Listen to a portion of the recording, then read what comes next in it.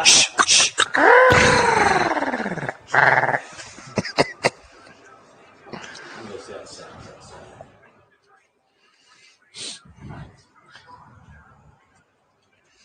here. I'm present. At the beach. Maybe we should have put a beep in there. And beep. Until he comes back. Come on, Josh. Play that king. Fruit train, take it right across Mississippi, Queen. I'm smoking in New Orleans. Yep. And they will not let that poor boy down. All right. It is 6:09.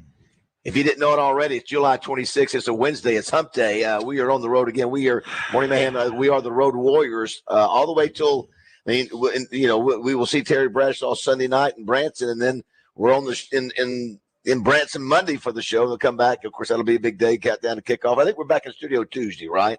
Yes, Tuesday. We are. Countdown to kickoff. It's Tuesday night. Oh, yeah. I was thinking of Bros. That's why you have no your announcement. You have no. We were listening last night. Josh turned around and goes, "How come Roger's not having the trivia next week?" Countdown to kickoff. Yeah, countdown to kickoff. We're doing that. And I was thinking about the touchdown club announcement. When's that is August 8th. That is a Tuesday, Roger. I think that's the week after that's that. Right. Yeah. Let's just get big there. I'm David Basil. That's Roger Scott. Josh Neighbors back in the studio. Good morning, Josh. Morning, gentlemen. How are we? Roger, we were at Boudreaux's last night with Josh and his gal and Jessica and my dad. Yeah. And, a really poor performance, really disappointing. Let's Queen Jessica. Did you help? I did. I got one right or two right, but I was just, the one I'm most disappointed about that I missed the ET. I told Josh, well, I don't. Don't say it. Let's ask Steve here real quick. Yeah. By the way, we're here at the new location of Alcoa Community Federal Credit Union. It's the grand opening here in Sheridan. Steve Brown's here with us. Steve, Steve. Morning, guys. Yeah, morning. yeah. I don't remember think the movie E.T.? I don't think he'll get it. Let's see. He's got grandkids. We'll see. E.T. Right.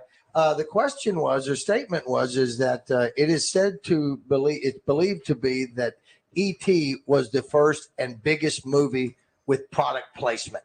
Okay. And the product was in such demand that the plant that was making this product that was featured in E.T. could not keep up with the demand.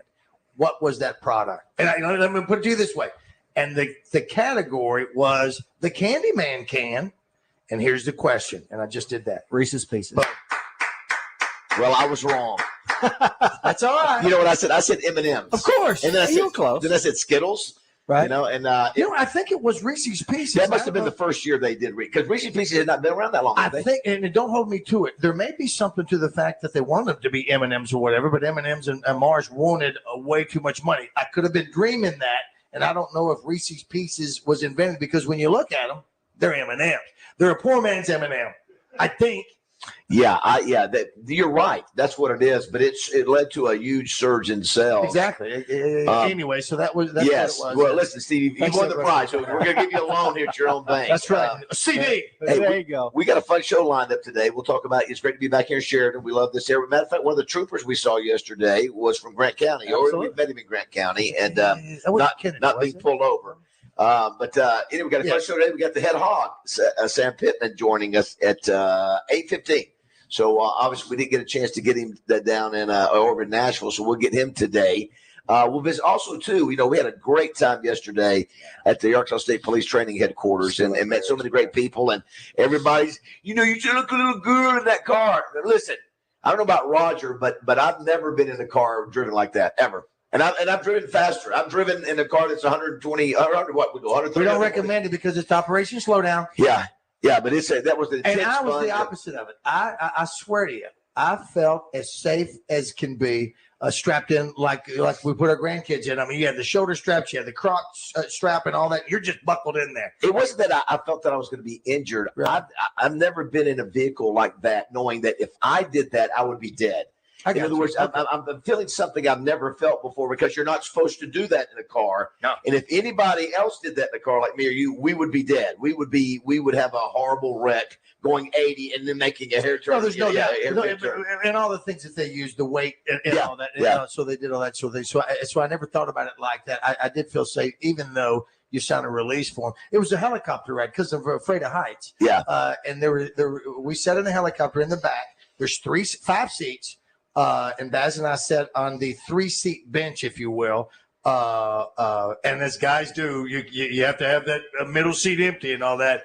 Even though I sat on the left and he sat on the right, I scooted over as far as I could to hold on to his legs because when they were doing the maneuvers, dude, but it's incredible. And what an honor to see those guys and do that. It was a great time. And then I'm embarrassed by the obstacle course. I want to do it again. Well, listen, it's not an easy deal. It's not an easy deal. I found out what it is. My heart is in great shape. It is in great shape because I've done it with my doctor or Cindy or cardiac. It's all great. All the stress tests and all that. I'm just weak-minded. That's what it was. That's what it was. My heart could go another 50 of whatever it was, but it was the weak-minded. And plus, too, your legs are shorter, and I think it's a disadvantage on some of those things. You have the jumping. I think it's a disadvantage. You know, you have to go higher. Well, you know, I think the you're lighter. Pull, you're lighter on the push and pull. Well, I didn't do the leverage on that. But with my score, I didn't even qualify to be a trooper's wife. That's what's disappointing. I love the fact that Callie Dacus was one of the drivers, and it's so well respected. You know, as a trooper, as a female trooper. And then we heard the news yesterday that there was another female trooper who was working yesterday that did the TVI move.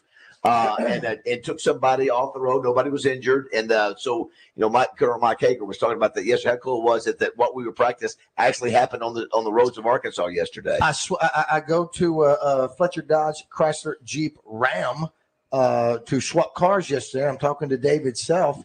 And because he heard the show and he heard all about that, he was sitting. If you know where Fletcher is, there facing the highway. He was in the pre-owned department right there in one of the golf carts, looking at the interstate, or looking on the lot and all that. And he witnessed one that happened right in front of him a while back. I forget when he said a TVI. Yes, wow. Yes. Yeah. And you got cars flip. We didn't flip. Yeah, right. And I watched your video again with your deal, and the revolutions you said you took. It gets more and more. It was 3 or 4. It was 3 or 4 complete revolutions. What was more? And look at me, Roger. I was like, I am so heavy now. I'm just like a big blob moving around in the seatbelt. It's pathetic. No, you were giving like a. You said 30 words to my one. You were like, Roger was like reading a book. It was ridiculous. Yeah, it was good. It was all good stuff. But you were like, and I'm sitting there going, holy cow. This is the Roger goes, I think, we need to do this. I mean, he's doing play-by-play, and I'm just like, I'm holding on. So anyway, today also at 7 o'clock, we're going to have a guy named Tom Mars. Steve, I don't know if you know who that is. He is a super lawyer who used to be head of the state police in Arkansas under Huckabee. But what he's really known for now is he worked for Walmart. He's as their attorney. He's also dabbled now. He's become a big college sports attorney, and he was the one who represented Houston Nutt against Ole Miss when Ole Miss would not apologize to Houston because they kept inferring that it was his, some of his actions that caused him to be on probation. So that's when Tom Mars subpoenaed the phone records of Hugh Freeze and found the calls to the escort services and all that. And so he is a bad and was listening yesterday. Oh, cool. And so he's going to call in 7 and tell the story about Tim McGraw. Apparently he had a situation with Tim when he was head of the Arkansas State Police. Terry Bradshaw had a great story yesterday about being stopped. And so if you want to hear that, you can go to the Buzz website. But Tom Mars, and also, I don't know if he can tell us the latest case he's working on. Maybe he can tease around it, but he's nationally known. And then we saw yesterday, I don't know if you guys saw it. We'll talk about that. Josh, I don't know if you saw it. Tommy Tuberville and Joe Manchin have made legislation, have presented legislation about NIL. Yeah. The interesting aspect about that caught my attention, and I'll have to go back and just make sure I'm right, is that it would require athletes to disclose how much money they make. Yeah, I heard that bill is going to be DOA. Well, but what it does, it starts the conversation. That's right. And I think that's an interesting concept. How much different do you think all this would be if we knew exactly how much these players were making? Do you think their attitude might be a little bit different to go, what? Well, mine might be worse. Yeah, Roger and Steve, we'll ask Roger to leave the building when Sam Pittman calls in because, Sam actually asked. He says, I'll do the interview if Navy Roger is not on there with you. Did he actually use Navy Roger? Yes, and Navy Roger. Wow. Well, it's nice to know that he's listening. And that sort of thing. But anyway, you know what, Baz, it just may because, I've teased, well, not teased, but and not even tongue in cheek, but I've made the comment before because, before NIL, it was taboo. It was an unspoken rule. You do not boo college players, even if your opponent's out there, because these are college students. Well, now they're getting paid. But you know what, though, Roger? Here's the deal. I'm still not a booer. Yeah, I'm not either. I will never boo my team. I will never boo whatever team, whether it be pro or whatever. When I'm at home, I'm going, come on, Romo, you're sucking it up. Because, I know I don't want people to be booing us. Like, that's your show today? Boo! You suck today. That's a horrible segment. You had your dad boo me at trivia. No, I did not even. You had your dad boo me. That was unsolicited. That's what I'm saying. I couldn't believe my dad did that. Your dad unsolicited. It was almost like he and I had the same DNA because I'm usually the one booing DNA. It's almost like Jessica said that was a tough question. You ought to boo him. And I didn't think then it wasn't unsolicited. But I didn't think my dad would initiate that. Also, because I was going to do it, and I didn't do it. And I said, "That's my dad." Goes, "Boo!" Wow, very impressive. It sounded exactly like you. So that's how about that? So unbelievable that he did it. And again, I'm not a booer, so it's not the traditional boo, boo, boo, boo. You blow, blah, blah, blah. And I could never do that. But it's one of those things when. For instance, the KJ Jefferson, with the fumble that we talked about, reaching over and all that, you go, son of a girl. Yeah, that's sort okay. of thing. Yeah, that's okay. I'm not booing, boo, boo, boo, you blow, that sort of thing. NFL, I won't do that at the ball game either, even at a Cowboy game when they would blow. But you know what I'm saying. But now you don't have to just go, oh, very good, we're happy. Do you think it would change if you knew, for example, a receiver that we got from NIL for a transfer from Oklahoma, and he was making, you found out that he was making $300,000, and he doesn't catch like two passes and he drops a pass in a game? Do you think it would? I think the heat would be much heavier, and I don't even know, is it appropriate for us to know the private? We do know how much all the coaches are making because it's a public institution. Why can't we know? But that's what I'm saying. Let me ask you this then: where does that come into play? Now that you're saying that, where does that come into play? Let's say Johnny Football's making $300,000 a year. He's not happy this year, and he decides he's going to leave. How much does that NIL money play into him getting in the portal and somebody going, well, listen, you really didn't have the best year. Yeah. And you're only unhappy because of your relationship with the coaches, not because of your playing time and all that, because you got to play. You just didn't have a very good year. But we're not going to be able to try to hunt you down $300,000. Or is that the reason you're getting in the portal? Has somebody contacted you and said, well, I think it's all those things. I think it's all the things you talked about. Lane Kiffin talked about it. It's negotiating. They're negotiating with college players now. And some of them high school players. The kid from Michigan that transferred to Kansas. I mean, he was very overt in saying, "Hey, the only reason I'm going is I can make more money somewhere else." Yeah, and you know what? And we talked about that. I think you brought that up. Are we cool with hearing that? Look, I'm trying to make some money. I think we know it's probably happening anyway. So that I don't know if that's always the motivation, but it certainly could be. Basti, when you were playing, did you have aspirations, and did you think you could do? Because I don't think I've ever asked you about it. I just don't remember going to the next level. Whether that I knew I was undersized and it would be a long shot. I thought I could have probably went up to Canada and play, but I was so ruined physically that. Everybody sort of has that dream, but the reality that's what I'm asking. is, So that high school player that's going to college that wants to make that money, does he have in his head not a defeatist attitude? Hey, I'm not going to make it to this is my next level. Could be for some, could be. But of course, everybody dreams about that. I think everybody thinks they can, but they certainly that could be one way of looking at it. I dream of having a podcast. A couple other things today. We'll visit with Trey Reed here shortly. We're headed, Steve. After this, we're headed up to Heber Springs this afternoon and going to stay in a log cabin right on the Little Red and fish tomorrow. Trout fish. Have you done that before? Absolutely. On the Little Red. Roger's not done it. I think Roger will be blown away. My dad's going up there too. I think we'll be blown away how beautiful it is, the clear water, how cool it is, and so anyway, that's today. We'll visit with Trey at 6:30. Magic Man, Jason Bird, illusionist. He's going to be performing at. Now, where's he performing, Tim? Saturday at Robinson. So he's performing. So a couple things I want to do today. I want to hear your favorite magical act. Because there's a lot of it. Is it cards? Is it cutting the lady in half? Is it in a box? How to do that? Is it the bird that comes out? Is it getting under the car cover and then all of a sudden you're gone? Yeah, the acts that are out there now. We'll have to ask this guy. His favorite. I used to do a few of those. Yeah, I did it for like my Sunday school classes, the little kids that were. Sure. And I will reveal how I did the trick a little bit later because everybody's ostracized. Everybody's in the magician world. You remember the controversy where they had the show on NBC where magicians reveal secrets, and that was taboo. That was and you're getting ready to start. I am going to one of my favorite acts. May the ghost of Doug Henning not appear inside you. Yeah, one of my favorite acts. I will reveal that a little bit later. Also today, it is National Bagel Fest Day. Steve, you in or out on bagels? Lukewarm. Raj? Oh, listen, nobody's as big a bagel fan as you. Yeah, I think. Well, what about you, Josh? Are you a bagel fan? I'm an East Coaster, so I'm a massive bagel guy. I would presume you are. What's your favorite go-to bagel? It's a great question. I think a classic poppy seed is always, you can't go wrong with that. A nice glass of orange juice and a poppy seed bagel is a great combination. What's weird, I will eat bagels plain. Yeah. I don't have to have, if it's a good bagel, I don't no spread, no spread. How about if it's a good bagel? Now, if it's a bad bagel, I got to put something on it. What about you? Do you put anything on it? Yeah, if I'm going to eat one, I've got to have something on it. I got you. Today's also a National All or Nothing Day. It's the all or nothing today. Also, it is a National Aunt and Uncle's Day. All right. So, to me, some of my favorite characters in my family are aunts and uncles. Sure.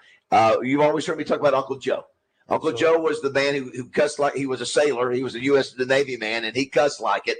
And so if you ever called me and he was in your car with you, you would not say, "Hey, I've got my Uncle Joe in here," because my language would be okay. Yeah, he's a loud talker. Some people say that when I'm around, man, you're sort of loud. You too. Oh, yeah, he was a loud talker. I get it all the time. So your favorite, you can give a shout out to your favorite uncle or aunt, or I was looking. There's actually TV uncles and aunts. I'm named after an uncle. Is that right? My middle name is Uncle Doyle. Well, his first name was Robert. Right, it's Robert Doyle, but that's where I got that. Yeah. Do you off the top of your head? You know what? But we call him Uncle Doyle. Can you give me an uncle in a TV show or a movie? Absolutely. What is it? Uncle Fester. That's the first one that comes in, but there's more than that. Oh, sure. Uncle Joe, Petticoat Junction. Very nice. And then was it Uncle Buck? Uncle Buck. Was that a Buck? Movie. Well, that's a movie. What about the one that's My Three Sons? Was it that Uncle? That was Uncle Joe. Well, Uncle Joe is on Petticoat Junction, right? Yeah. There was Bub, and Bub was the first one. The guy that played Fred Mertz was in it to begin. I thought that was him. That's the uncle, isn't it? Is that see, there are two uncles. They had two. What about this? What's this? Go a famous aunt on TV. I'll give you 3 seconds. 3, Jemima. 2. No, that's on a bottle. I'll give you a hint. Oh, Aunt. What's this? Fish-eyed fool. Oh, Aunt Esther. Aunt Esther. Yeah. How about that? Aunt Esther. Maybe the funniest. Not a lot of aunts, is there? Yeah, they're apparently on the Modern show, Modern Family. Apparently, there are a lot of aunts and uncles on there. So we got that to do. Okay. Also, we've got Match Game, brought to you by Cupid's. We've got Uncle Jed. Are you kidding me? Uncle Jed. And Uncle Baby Billy. Uncle Baby Billy. You guys are all over Chris and Jake. How embarrassing that you did not come up with those two. I expect you to get those. Well, you know what? After that obstacle course, that's baby crap that I missed this. Oh, my gosh. Uncle Jed. Uncle Phil. Don't forget Uncle Phil and Aunt Viv from Fresh Prince. How about that? Yeah, I saw them on there. Line. I never watched it, but I saw them on the list. I'm embarrassed about Uncle Jed, especially being in I should be. No disrespect. I'm embarrassed. And then Uncle Baby Billy. Uncle Baby Billy, who's one of the new characters on, what's the name of that show? Righteous Gemstones. Yeah, good stuff. You got a great lineup here, Bob. Yeah. You did a little homework, didn't you? Yeah, I did a little bit. Got a lot to cover. Also, maybe movie trivia brought to you by Central Arkansas Truck and Trailer today. Sure. Let's go ahead and take the break. Again, Steve, if you want to tell the location where we are here in Sheridan. 519 South Rock Street. Now, for those in Sheridan, you know what that is? What happens? I have my wallet in my no, is that me? Yeah. Or is that you? It's not me. I have my wallet and I have my tile in there. If I sit on it just right, it sets off my my phone. Let me tell you something. Excuse me, go ahead. So real quick. So we're at the intersection. We're right down from what's the best way to describe where we're at? Right next door to Aaron's Rentals. Okay. And then what's that big intersection right back there? That's the intersection of. Yeah. Well, you got the yellow jacket right. Yeah, just right up from the yellow jacket. Yeah, go through the stoplight where we would go to Moats. Yes. You just go. Let's go straight. Yeah. Through here. Listen, when we come back, all the names that are on this thing. The uncles that were leaving out. The ones and we're all going. I can't believe I got this. Yeah, we'll check your message. The text line is 661-1037. Are we doing were you inviting anybody to come by, get anything to eat today, or are you cooking breakfast for us? We're missed the hot dogs shortly. But you got hot dogs. That's right. The actual grand opening was done last Thursday. Yeah, last week. We had a conflict on that. So it's sort of extended grand opening. Yeah. Now you got us here. That's double shot grand opening. I like that. All right, 6:30 here at Morning Mayhem.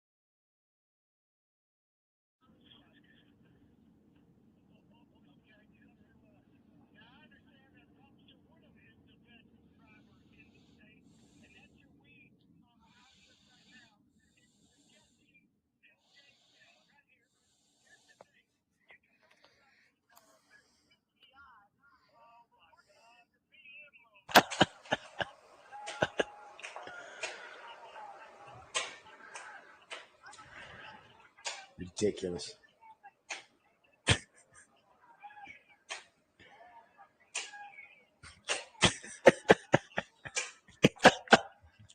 Ridiculous.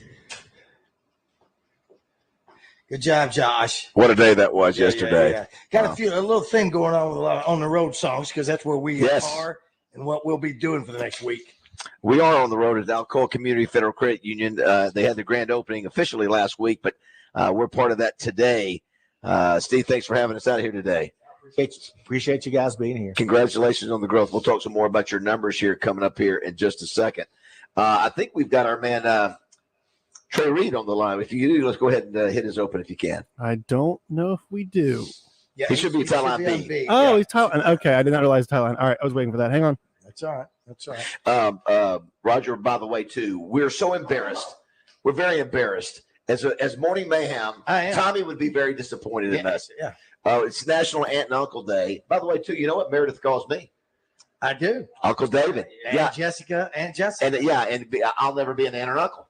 So that's the closest I'm getting is Meredith making that up. And Steve, would you like to tell us who we missed? Uncle Jed. Uncle Jed. And Aunt B. Aunt B. How did we leave out Aunt B? You kidding me? Look at this list here. What about Dukes of Hazzard? Oh, that's Uncle Jesse. Yeah. What about was that Uncle Jesse? I think it is. Okay. What about Full House? I thought that was Uncle Jesse. That was Uncle Jesse. Yeah. All right, here Uncle Jesse was full. You left another one. Who was it? You left the monster one. It was Aunt B, and then there was another one that I walked in here. Who was the other one you said? It's a monster one. First one. No, I think it was B. It was one other. You threw another one. You threw two. I did? Yeah. No, I said Mayberry, and that was the hint. No, during the break, you said there was another one you threw out. You think you got it off of here. Oh, I did. Well, I got them all off of here, but I don't know. I don't recall that. It is National. Uncle Charlie was on My Three Sons. Thank you. Okay. Charlie. The other guy was Bub, and that was Fred. You say B-U-P? I want to say B-U-B is what they called it. Gotcha. But that was, I believe, that was Fred Mertz. I think he played Uncle Bub before he became Fred Mertz. And what about this one right here? You ready? Yep. Seinfeld. See, I wasn't a Seinfeld guy. What is it? Uncle Leo. Uncle Leo. Gotcha. I saw that one on the list. I didn't know who that was. Oh, okay. Yeah. Uncle Leo. I cannot believe that we forgot some of the. Well, okay. Yeah, 661-1037 if you want to text us. That's why we need you. That's why we need you out there who are listening to give us the answers. And that's why we're going to be taking a break tomorrow and go fishing. We'll be Speaking of, do we have Trey? It's Trey Reed from the Arkansas Game and Fish Commission. If you've got questions about outdoor life in Arkansas, Trey is the guy with all the answers. Brought to you by Arts Marine. Arts Marine in North Little Rock has been carrying Yamaha, G3, Evinrude, and Tohatsu for over 50 years. Call them today at 753-7351. Josh, make sure and pot him up. Good morning, Trey. How are you? I'm good. Good morning. Ready to go fishing with Morning Mayhem. Are y'all ready? We're excited about it. I was hoping that the cool water of the Little Red would help the 100-degree tips. We will hit 100 the next couple of days. I think it's either Friday or Saturday. Really? Yeah, I saw that last night on the weather. That's without the heat index. Listening to Zach this morning, and whatever they go by, forget what field he says that they get their official temperature up there in Fayetteville and all that area, that they have not hit the official temperature. Yeah, well, I don't think we have either, have we? They have been as hot. They have felt like 100 humidity. Right. They have not hit 100 up there yet. Yeah, it's it'll be 2 months left of summer. Steve, you said you've been on the Little Red before you fished it. Yeah, absolutely. Here's the thing that I'm a little confused about. I think Roger may have too. The Little Red, I don't know how long the river is, and are there different cities that you have access points to the Little Red? No. Is it Trey? Man, yeah. So the Little Red, the trout waters are roughly 25, 30 miles from Greer's Ferry Dam right there at Heber Springs. But yeah, the river runs through a number of different communities. Pangburn, it actually goes through Searcy. Now, Searcy is technically below what we consider the trout waters. And then the Little Red runs into the White River near the community of Georgetown. So there's a number. I think we're going to put in maybe at Dripping Springs tomorrow. Oh, I love that.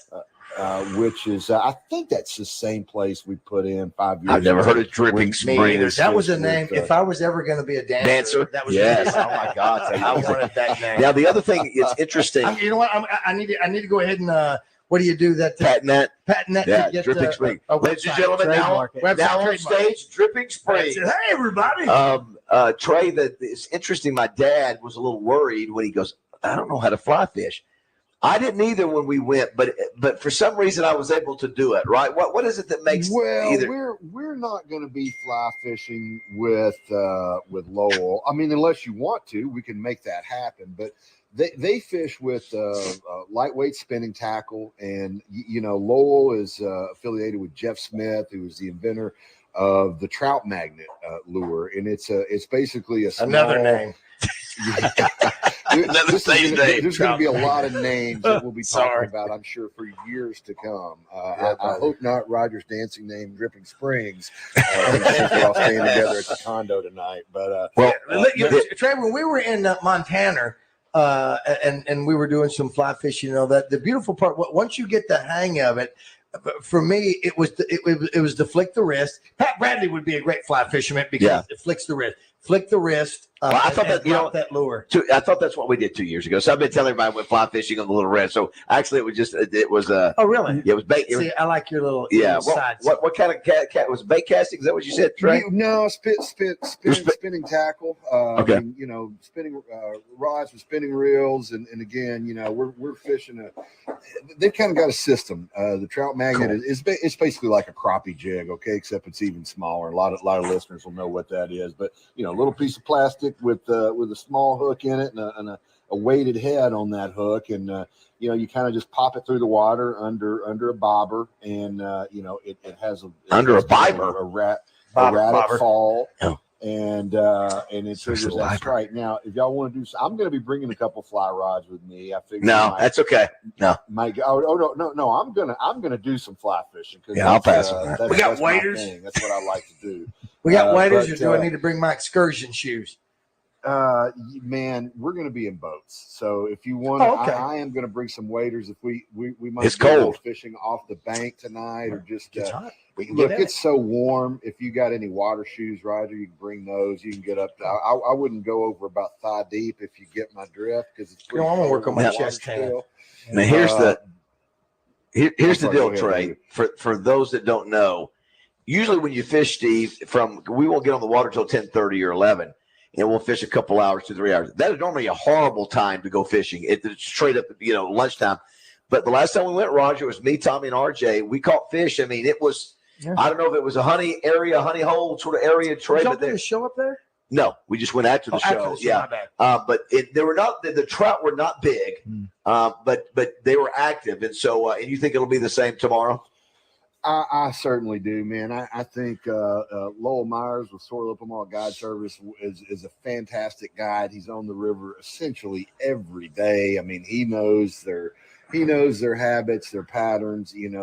One of the tricky things about fishing a Little Red, I heard y'all talking to Steve. Hey, Steve, what's up? Talked to Steve's Rotary Club not too long ago. But absolutely appreciate that. If you've been on the Little Red, what you're battling all the time there are water releases from the dam, and so that dam is operated for a couple of reasons primarily, and that's flood control on Greer's Ferry. When it gets too high, obviously they got to let some water go. And to create electricity, and so there's two turbines on the dam which are used to generate electricity. With it being hot tomorrow, I mean, there's a high likelihood they're going to be running water through those turbines to make electricity, and so you kind of got to play that. But that's the beauty of going with a guy like Lowell Myers. He knows where the fish are on low water, on one unit running, on 2 units running. So David, man, I am highly confident that this stop of the Morning Mayhem Summer of Adventure will meet success tomorrow on the Little Red River. Well, and since Roger and I both represent outstanding grocery stores, I will be picking. Normally, I get meat at Edwards Food Shop, but I'm going to get fruit at Edwards, and you're going to get. I'm going to Family Market and go get meat. What I'll do. Yeah, and there's a Family Market in Pangburn have you passed that going up that way before, Trey? Do you know where it is, or do I need to hit up a family market here? I do know where the store is, but I typically, leaving Little Rock, I would not go through Pangburn, but it's not, I mean, it's maybe 10, 12 miles from where we're staying. So it's not like terribly out of the way. Okay. So we could wait till we get up there. I am also sponsored by the same grocery store as David Basil, at least for my Tuesday night show on the Buzz. So very good. If we need to go see them down the corner on Mississippi and Cantrell, I can do that too. Okay. So you recommend me going to Family Market here? I probably would, other than that's just it's gonna be out of your way if you that's cool. I'll get a hold of Ricky Thomas and I'll do that. So we just need to get together and know what we're all bringing, because I can stop by and get some steaks and maybe I'd like for you to maybe cook me a stuffed chicken breast. Yeah, okay. How about a beef Wellington, perhaps?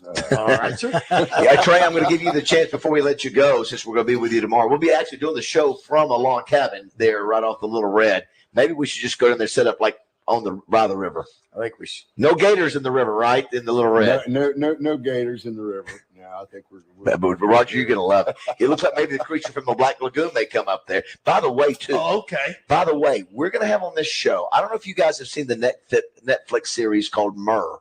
No. It's about people who perform as mermaids. It's this craze. Oh wow. This deal that has sprung up to where you can. RJ hired some. You can pay people that will be not only dress up as mermaids, but actually can hold their breath underwater for like 4 minutes, and they swim with that. You can rent tanks. Yeah. Anyway, the star of the Netflix series is a waitress over at Red Door. She waits on me like every week. Huh. Her name is Sparkles, and somebody goes, they go, she's the star of the Netflix series. I go, what? So Google, and here she is from Arkansas. I don't think there's been a local story on her, but yeah, she puts on the little thing, the little, what do you call it, tail, and I just like watching and swims around. Yeah. Anyway, that's the kind of clear water that you would have that I grew up on Dead Springs down in Florida. What we'll see on the Little Red. So we're looking forward to it. What's that got to do with the mermaid? It made me think of it because I was just getting ready to say, in Florida, that's where it began. That she goes, that's where I was inspired. I think it's okay.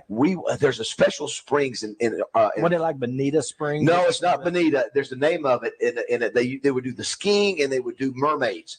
And it was the first one in America to do it back in the 60s. And she goes, that's what inspired her. She'd heard about it. Anyway, so we might see some mermaids tomorrow. Well, that's fine. I'd rather see that than gators or black. Yes, I agree. All right, it's National Aunt or Uncle Day. Is there one off of TV or movies that comes to mind, Trey, for you? Yeah, man, I'm going with Uncle Rico from Napoleon Dynamite. Nice. That's a great character. Yes. He's out. I don't want state if they let me play quarterback. That's great. I don't know, buddy. He could have thrown that football over those mountains over there. What about? I forgot about Bewitched, Roger.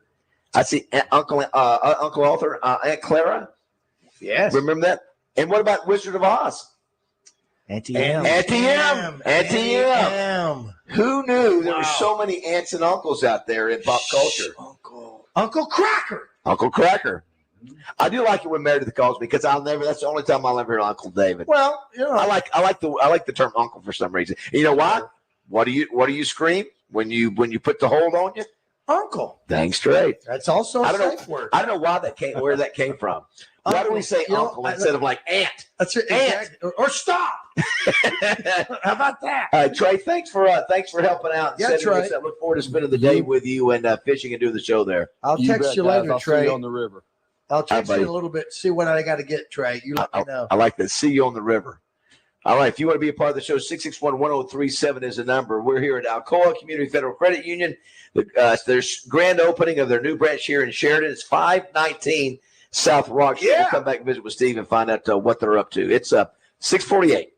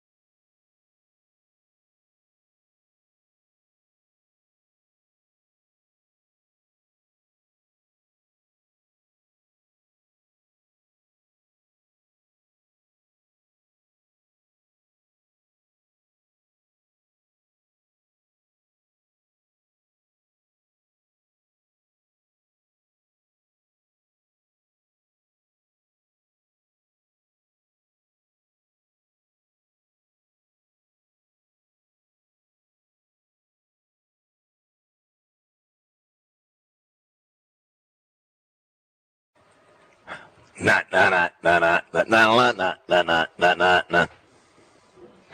Mick Jagger turns 80 today. How about that? Wow. Holy cow. So far, you didn't mention it. Then I play the Doors, and now we mention it. Well, it just hit me that because I was thinking of other things. I didn't either. We must have missed it. I heard On the Road Again, and that was it. Which is okay. I played Give Me Shelter, and I played Brown Sugar. And I think the drummer for Queen is got to be in his birthday is today. Is it Taylor? Is it what's his name?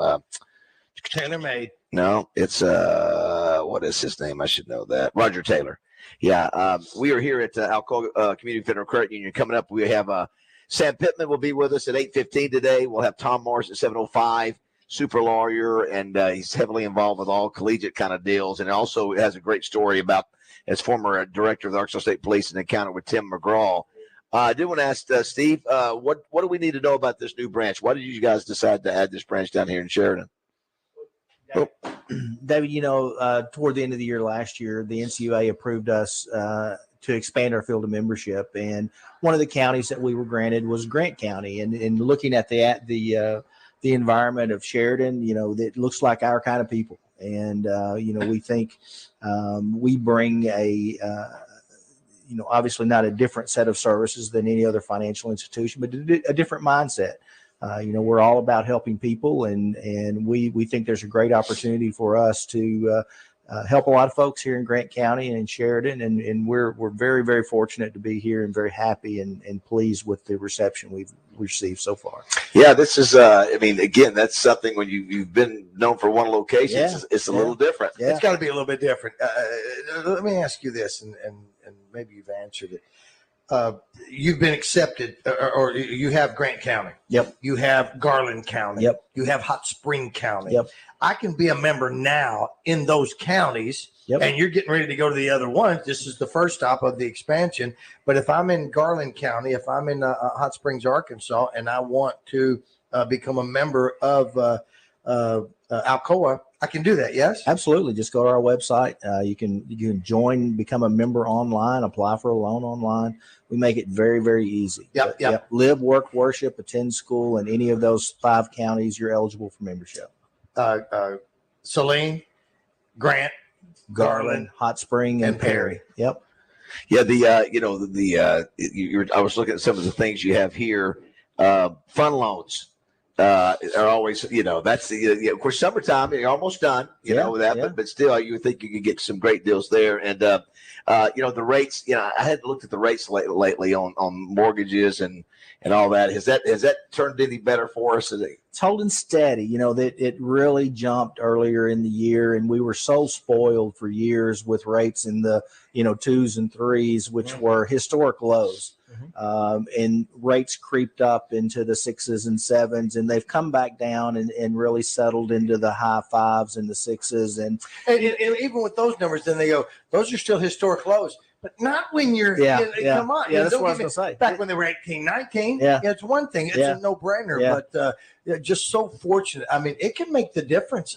Make a huge difference. $1,000 in a mortgage payment. Absolutely. Have we, before we go to break, we got Tom Morris coming up next, Sam Pittman at 8 o'clock. We're also, it's National Uncle and Aunt Day today. Anybody, I see, listen, there's so many coming in now on our text line. Did you see Aunt May from Spider-Man. And Uncle Ben. Uncle Ben from Spider-Man. Uncle Ben. Yeah. Uncle Ben. Oh, I thought the rice. Uncle Ben. Well, that, and you got Uncle Sam. Oh, my word. You got Uncle Sam, the most famous. I said maybe. And then you got one of the big ones. Man from Uncle. Yeah, that's. Yeah. What did Uncle stand for? Listen, I gave you Mission Impossible. I told you what that. I'm still thinking about MIF. Dripping Springs. Dripping Springs. Don't forget about Trout Magnet. Trout Magnet. That's what we're both going to be dancing. That's right. All right. If you want to be a part of the show, 661-1037 is the number. Morning Mayhem is on the road again today here in Sheridan. We love coming to Sheridan, Steve. It's great community. People are really nice down here and have been for a long, long time. That's a no-brainer why they started here. Yeah, it's a great community. All right, 7 o'clock here in Morning Mayhem.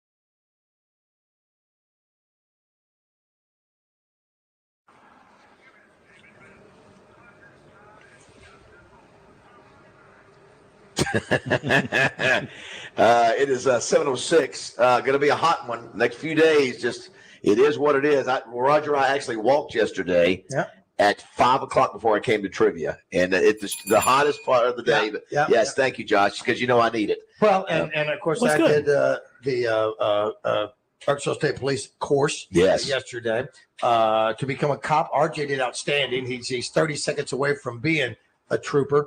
I was 4.5 minutes away from being a trooper's wife. Yeah, that's a great. I couldn't even make that. When I see it, it's just embarrassing. And I come to the realization I'm going, well, maybe I just can't do it. No, you did. But here's the thing: I can beat that thing. I know you can. I've got to be able to. You know now. You know. But here's the thing: the leverage is all part of the deal. I've got to just go look here. I'm not going to tussle with you in the push and pull thing. Just tase. I'm tasing you. Tasing you. It's almost like you circumvent that particular. Just like in the Star Trek movie where Kirk circumvents the whole test by doing a little behind the scenes. Sure. I'm out. I get to because I'm smarter than the test. I do something to get me past that. That's exactly right. Thank you very much. I've got to be able to do that because it was a little embarrassing. We're going to visit with another former, by the way, Colonel Mike Hager, head of the state police. Thank you for hosting us yesterday. That was really one of those funds you will always remember. It was a great part. We'll visit with another former head of state police, Tom Mars, here in just a minute. But did want to give a shout out real quick to the Blue Cross girls at Children's Hospital listening right now. Ladies, thank you for what you do. And your wife is there? She's there. Is that right? Well, God bless all of them doing a great work for those children. We want to say happy birthday to Michael Marion. He told me he just sent me a message. He was at Bob Skaggs last night at Robinson. Bob Skaggs is 79 years old. 79 years old. I know. Big Jagger's 80 today. I think of Bob Skaggs. One thing comes to mind. What movie? Oh, I thought you were going to say Urban Cowboy. Urban Cowboy. That's it. I just thought you were going to say Bass Gags. That's Uncle Bass. Yes. No, that's right, Uncle Bass. Also, last but not least, don't forget, Countdown to Kickoff is next Tuesday, Raj. Brought to you by our good friend Gary Hill at MSS Oil, which is Mid-South Sales. One of the big things we're doing is a tribute to Ryan Mallett. And so we've got Tyler Wilson, who was a quarterback in the quarterback room with Ryan. Travis Swanson and DJ Williams, his teammate. Ryan was actually at this event last year, so people got a chance to meet him and do pictures. We're doing that again this year. We've got some current players. Razorbacks are Was Ryan also at the tornado deal with Justin He did. Moore? He showed up to that gate, got on the bus with him. He sure did. That's right. So you go to the 1037thebuzz.com to get tickets. You got VIP tickets. You get to take pictures with all the current and former Hogs. And so, anyway, just do I'm that. a GA. You can just get a general admission for me. I'll take pictures with you. Well, you'll be breaking out the BYU game. I'll be breaking that one down. I talked to Cassie over at Hogman's Game Store yesterday. I'm hoping we get to go up. First game's here. Yes? Yes. All right. I'm hoping we get to go up to Fayetteville and do a shoot if it was the first game, because like we did last year, so we can maybe go to their store there. But I stopped by the store on JFK. I want to remind everybody, because the first game is September. They're not going to sell that many blankets for this game, but they've got a great selection of. Is the first game September or late August? Late August. It's late August. Yeah. Same thing. Yeah. Okay. Yeah. It's still going to be Arkansas. Yeah, gonna be hot. Yeah. I thought it was September. It's September. 2nd. I don't know. It's September. It is September. September. September 2nd. We have 38 days till kickoff, which 38 means it's going to be in September. Yeah, it's good. Yeah, basically, like you said. Anyway, they've got a great new selection at the store that I went to. Anyway, so Yes. they've got a booth at the event. Yeah, Countdown to Kickoff. Absolutely. Yeah. So, ladies, if you're looking for the newest in Razorback tank tops, they got it. Let's go to the Hodges Glass Little Rock Glass Hotline and talk to a guy that's become nationally known for his law work in the across the country in the collegiate world. Yeah. Obviously, one of the high profile cases was Houston versus Ole Miss a few years ago. Also, was former counsel for Walmart at one time. But another thing that he used to do, Tom Mars, Raj, is he used to be the head of the Arkansas State Police. I saw that. He heard us yesterday being over there at the training facility, and he had a funny story to tell, so we wanted to get him on the line now. Tom, good morning. How are you? Hey, good morning, guys. Listen, I tried to describe you. You're sort of like a super lawyer, on the national level. I saw where Wally Hall once made the comment, Tom Mars is to the law what Tom Brady is to football. So the ultimate compliment.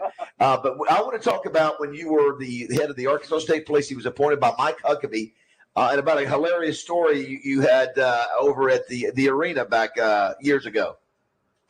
Well, I I think it's kind of funny. I've never mentioned it to anybody until you yesterday. I saw you guys rolling around on the state police pursuit driving track. It's a really nice facility. When I was the state police director, we just went up on top of Petty Beat Mountain. First thing I thought when I saw that is, how did you get sign off on it? You guys rolling around? I know. And I know Mike, and he's a great colonel, and I'm glad he let you do it. But it immediately then made me feel better about a decision I made back in maybe 1999 when the state police I ever made. But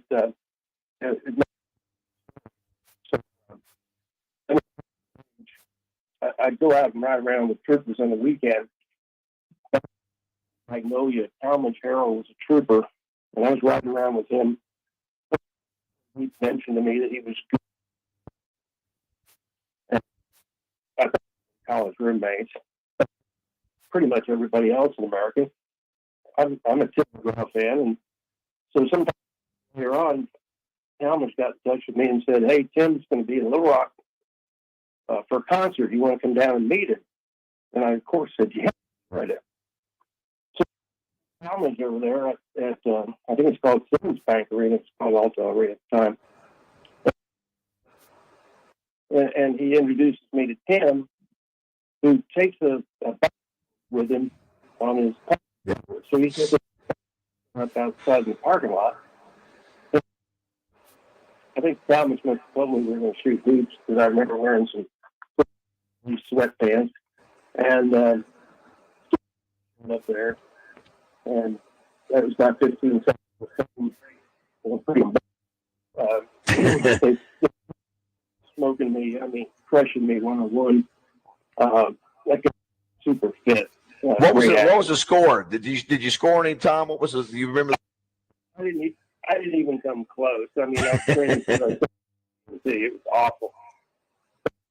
Well, we're shooting hoops, and at the time we just implemented what was then called the stealth car program. These Dodge Durangos, side, and right. if you as I was a few years ago, started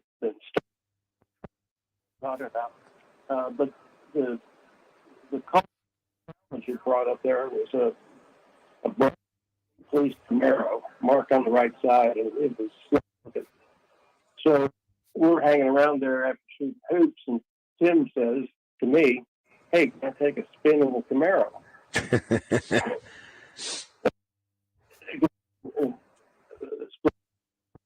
It wasn't my best. I said, "Sure, just have Talmadge go with you." And we're just going to drive around to all parking lot. Right. There, and like 30 minutes has gone by.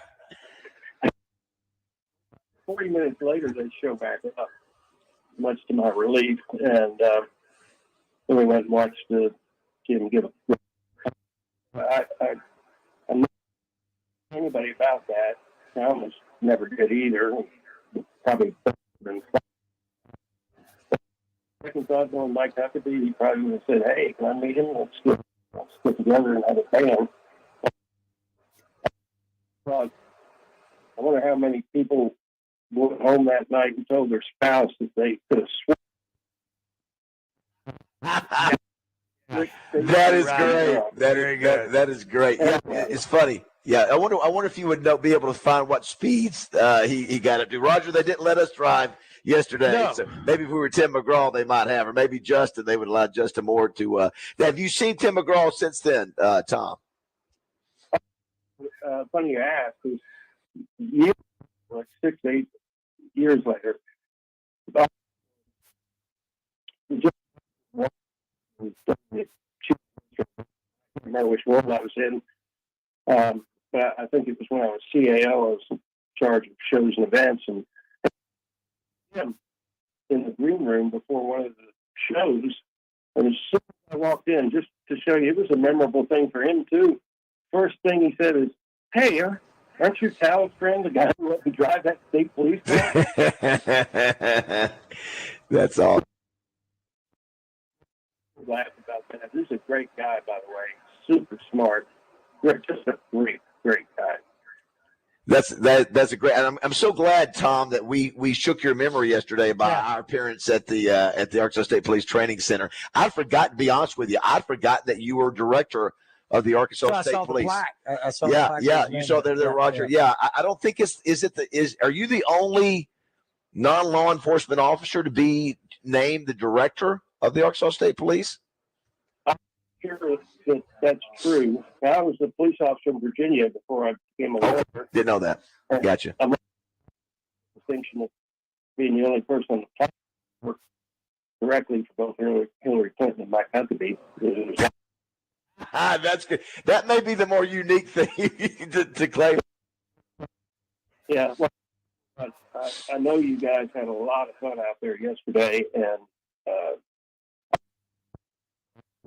Colonel Mike Hager, great appointment by Governor Sanders, and I know that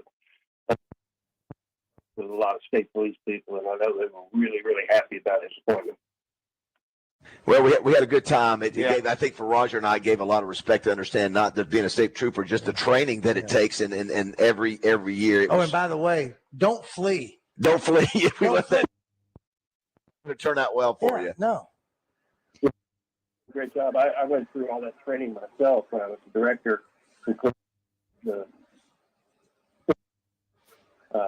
which I think everybody's familiar with. And I had a lot of fun. Job. Those people deserve our thanks every day. People often say this to my close friends. People enforcement, if they only knew what these people have to deal with, these troopers have to deal with, and with, they'd have a much different view about what this is. We're visiting with Tom Mars on the Hodges Glass Lorette Glass Hotline. We were talking a minute ago. Steve Brown from Alcoa Community Federal Credit Union we were talking about obviously the case with Houston. You represented Houston in that situation with Ole Miss, which the domino effect ended up costing Hugh Freeze's job. Now he's back in the SEC. And Steve brought up the other item, and I forgot about this. Steve, it's coming to me more. I think, Tom, if I'm not mistaken, you were the first attorney to represent a player that wanted to transfer. Remember, years ago, you had to sit out a year. And I think now that it's coming to me, it was an Ohio State player. Is that correct? Really correct. I finished that. I talked to Houston last night, by the way, and he loves you guys. I know you love him. A great friend of mine. I finished his case. I think you asked about this, and I got a call from a former player from Ole Miss. The player's name was Dante Anderson. Preacher in Houston, and he called and said, "Hey, you've got all this information apparently from the Houston Nuts case. Use that information to help him get a waiver." Well, the funny thing is, guys, I didn't even know what a waiver was at the time. I didn't know about the year. But Mike Anderson was such a nice guy. I just said, sure. I didn't have any clue what I was doing.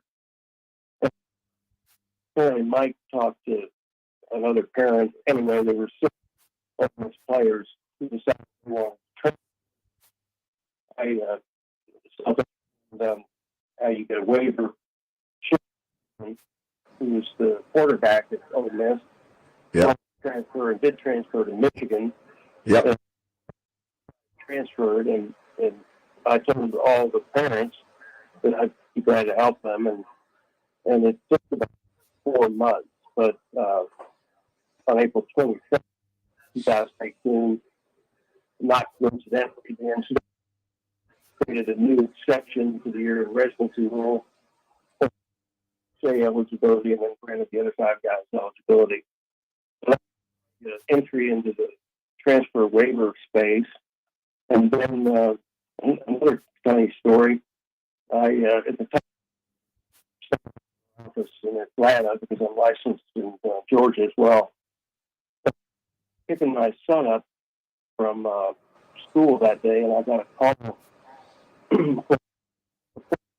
Asked me if I was taking a call from Justin Fields' father. I said, sure. So, Yep.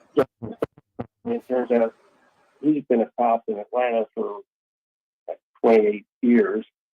And, there's law enforcement, former law enforcement people that serve a brotherhood. So I'm doing any more of this work. I told him I would help his kids. Well, it's going on. My son gets in the car, and I'm on speaker so he can hear it. Oh, he turns and says, "Was that Fields, Dad?" And I turned to him and said, "Big deal." And I said, "We get the eye roll ever," and then start spouting off all these stats about Justin Fields. So, I represented Justin. He transferred to Ohio State and got him a waiver in about 6 weeks, which I thought was nearly impossible. But anyway, another great guy. Got to know his parents really well. What an amazing family and what an amazing career he's had. Oh, yeah. Was the springboard, well, actually, knowing Justin, I got a call out of the blue from the head of NCAA enforcement and the NCAA, and they were calling if I'd be willing to consider being appointed to what they were going to call the complex case unit and do independent enforcement. And initially, I thought they were just trying to get me out of their hair. I ended up being appointed to the complex case unit. I had a 5-year contract, but I asked to let out of it after a year because I really saw an opportunity to represent head coach. Representing lots of head coaches, Brett Bielema being the most familiar head coach. 80% of what I do today, that's been several years. Well, it's big business. We're visiting with Tom Marsh. If you just joined the show, it's big business, Tom. And I think you told me you cannot comment on. There's a high-profile situation you're working on right now, right? I just want to make sure that was correct. You cannot comment on it. If you want to, you can. I was going to ask. I can say okay, that. go ahead. It's Jim Harbaugh, head coach of Michigan, and I can tell you he is a great, great guy. I've gotten to know him. I've worked the Michigan football program. Done some. I'm helping transfer waivers before the year of residency, and I've represented Jim in this NCAA enforcement matter. So,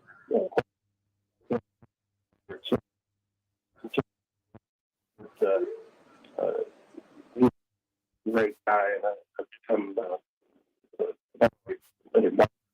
good friend of his.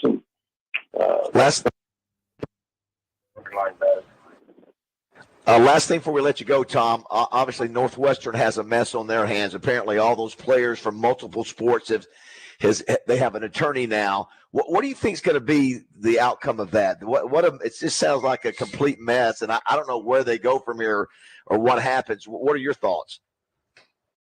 It's a complete mess. I was concerned. One of the individuals who's in that matter. I'm not representing anybody in that matter, but I'm watching it pretty closely, and it's obviously a PR disaster of epic proportions. Reason of how the university president is matter and the public relations aspects of the matter, and it's athletic director hasn't been more visible. I don't know what to make of it. I've read all those complaints very carefully. I've studied what's going on there, and And all I can conclude is what you already concluded. It is a mess. Well, I tell you what, and I'd like to, Tom, another time. I'd love to get you back on since you know, Steve brought up the point, which again, that was another high profile thing, Roger, with Tom, is that I remember again that was something we had not seen, the ability for a player to go to another school that quickly, certainly because of circumstances. But now I'd love to get Tom's opinion. We don't have enough time now, but what's happening now? Because I don't think there are any rules, Tom. As a matter of fact, for money, for transferring. So if you will, sometime in the next week or so, I'd love to get you back on the phone and hear your thoughts on the landscape now of college sports in terms of NIL, transfer, those kind of things, if you're willing to do that. Do that. I've gotten into the NIL space as well. I represent the sports, which has played a real leadership role in NIL.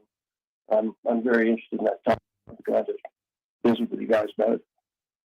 All right. Well, if we see Tim McGraw, we'll tell him we're good buddies with you, and that on with us. Of course, you know the Terry Bradshaw story. For those who missed it yesterday, Terry Bradshaw was going through CrossFit, as apparently his brother was down there opening a store. He got stopped by a 6'8" trooper. His sister-in-law was so happy that Terry Bradshaw was getting ready to get a ticket. Of course, you know Terry gets out, the trooper 6'8", and says, "Terry Bradshaw." And Terry gets the pictures out of his trunks and jersey or whatever, and he walks back with no ticket. So that was a great story by Terry Bradshaw. But so is your Tim McGraw, and that's yeah. I can imagine somebody saying, "Is that Tim McGraw?"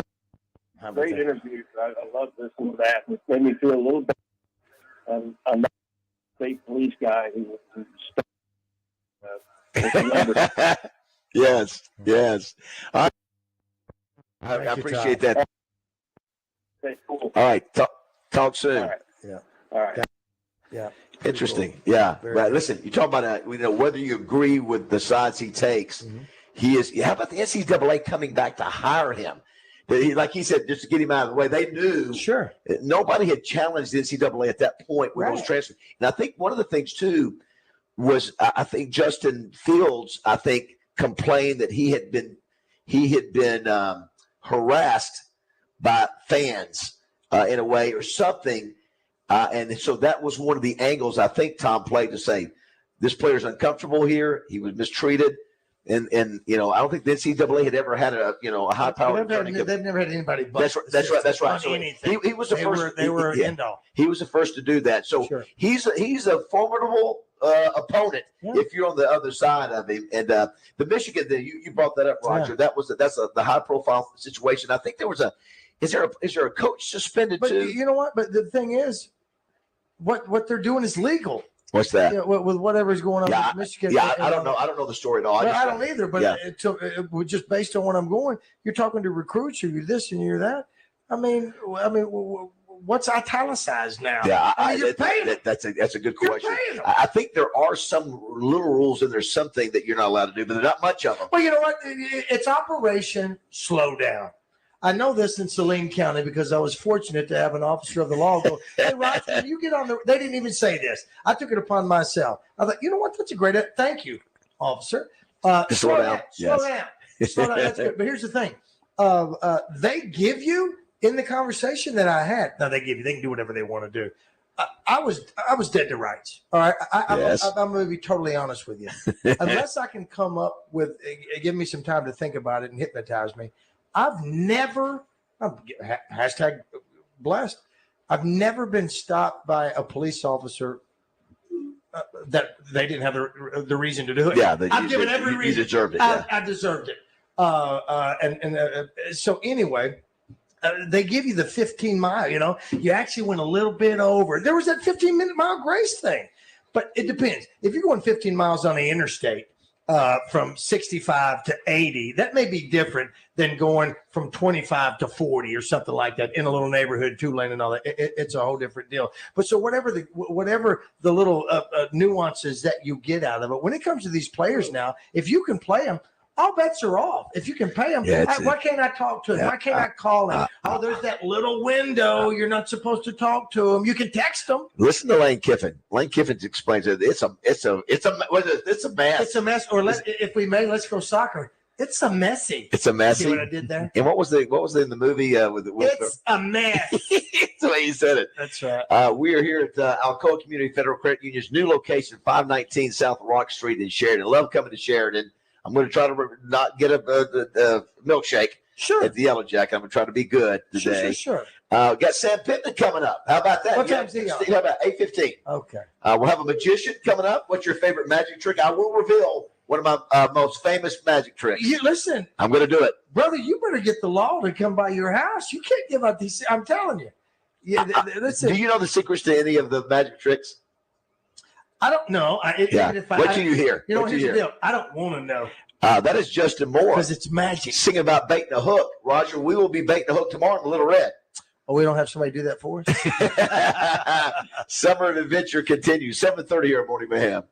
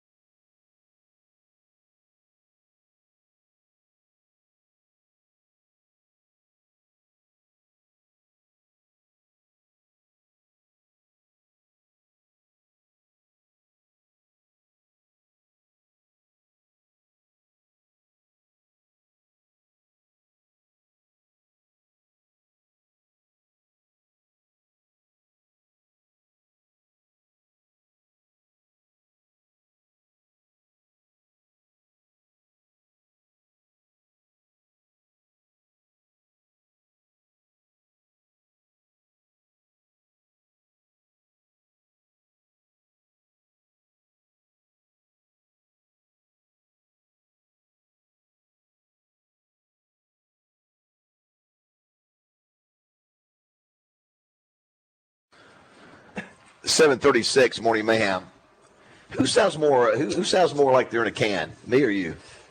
To you, it's you. To me, it's you. To me, it's you. Yeah, I know. I know that the connection with Tom Mars was not the greatest, but it was okay. Well, he wasn't in a hurry, but He's an interesting player in the big picture. No doubt, yeah, it really is. I got some great birthdays today, by the way. We mentioned Mick Jagger being 80 today, Roger. Yeah. Dobie Gray, Drift Away. Bob Lilly, one of the great. Drift Away again. Isn't that the Uncle Cracker? Doesn't he do? He did. Uncle Cracker, because it is National Uncle and Aunt Day. We're talking about famous uncle and aunts, your favorite ones to remember on TV and movies. Uncle Rico was one of my. That was a good. I love that one. Yeah. Reed, yeah. You can send us those at 661-1037. Also, Uncle Remus. Uncle Remus. Oh my gosh, that's right. I mean, there's so many out there you don't think about until you start. Yeah, exactly. Just started going through Brain dead. it. Dorothy Hamill birthday yesterday. Aunt Dorothy. Oh no. It was Aunt M. Dorothy Hamill with a haircut. Remember that? Yeah. Josh, do you have any idea who Dorothy Hamill is? Not the slightest clue. Well, you know what? I was reading something about Farrah this morning, and was talking about what was her trait that she had when you think about her hair. Yes. She did the flip. Yeah. And chicks were doing that when I was in school. It was junior high. They did the hair. Dorothy Hamill, same way. The Dorothy Hamill haircut went. She was a cutie, and it was an excellent, obviously, skater as well. Hey, did we not talk to Rick Capita yet? No, we're going to visit with him tomorrow. Okay. Yeah, we're going to visit with him tomorrow. I don't know why I was thinking about his hair when I'm thinking about Dorothy Hamill. Outstanding actors, 3 of them here, 4 of them. I would say outstanding. Wow, we've got 5 actors. Come on. Sandra Bullock. Okay. Jeremy Piven. Okay. Kevin Spacey. Yeah. Jason Statham. How do you pronounce his name? Statham. Statham. Yeah. And Kate Beckinsale. That's a lot of actors on this day. Kate Beckinsale. That was it. Was she the wife of Adam Sandler in the movie Click? That's not Tom Cruise's ex-wife, right? So I'm right. I think it was, but not. What was Cruise's wife's name? Nicole Kidman? No, the other one. The Scientologist, where she got out. That's not Kate Beckinsale, of course. Is that not a Kate for some? Okay. It may be. I can't. I don't know who you're talking about. I can see her. So when you think of Sandra Bullock, what is the number one Sandra Bullock movie you think Speed. of? I do too. Yeah. She also had The Blind Side. You know what? She had. Did she win it? Did she win the Academy? I think she won the Academy Award. Academy Award. She also had a.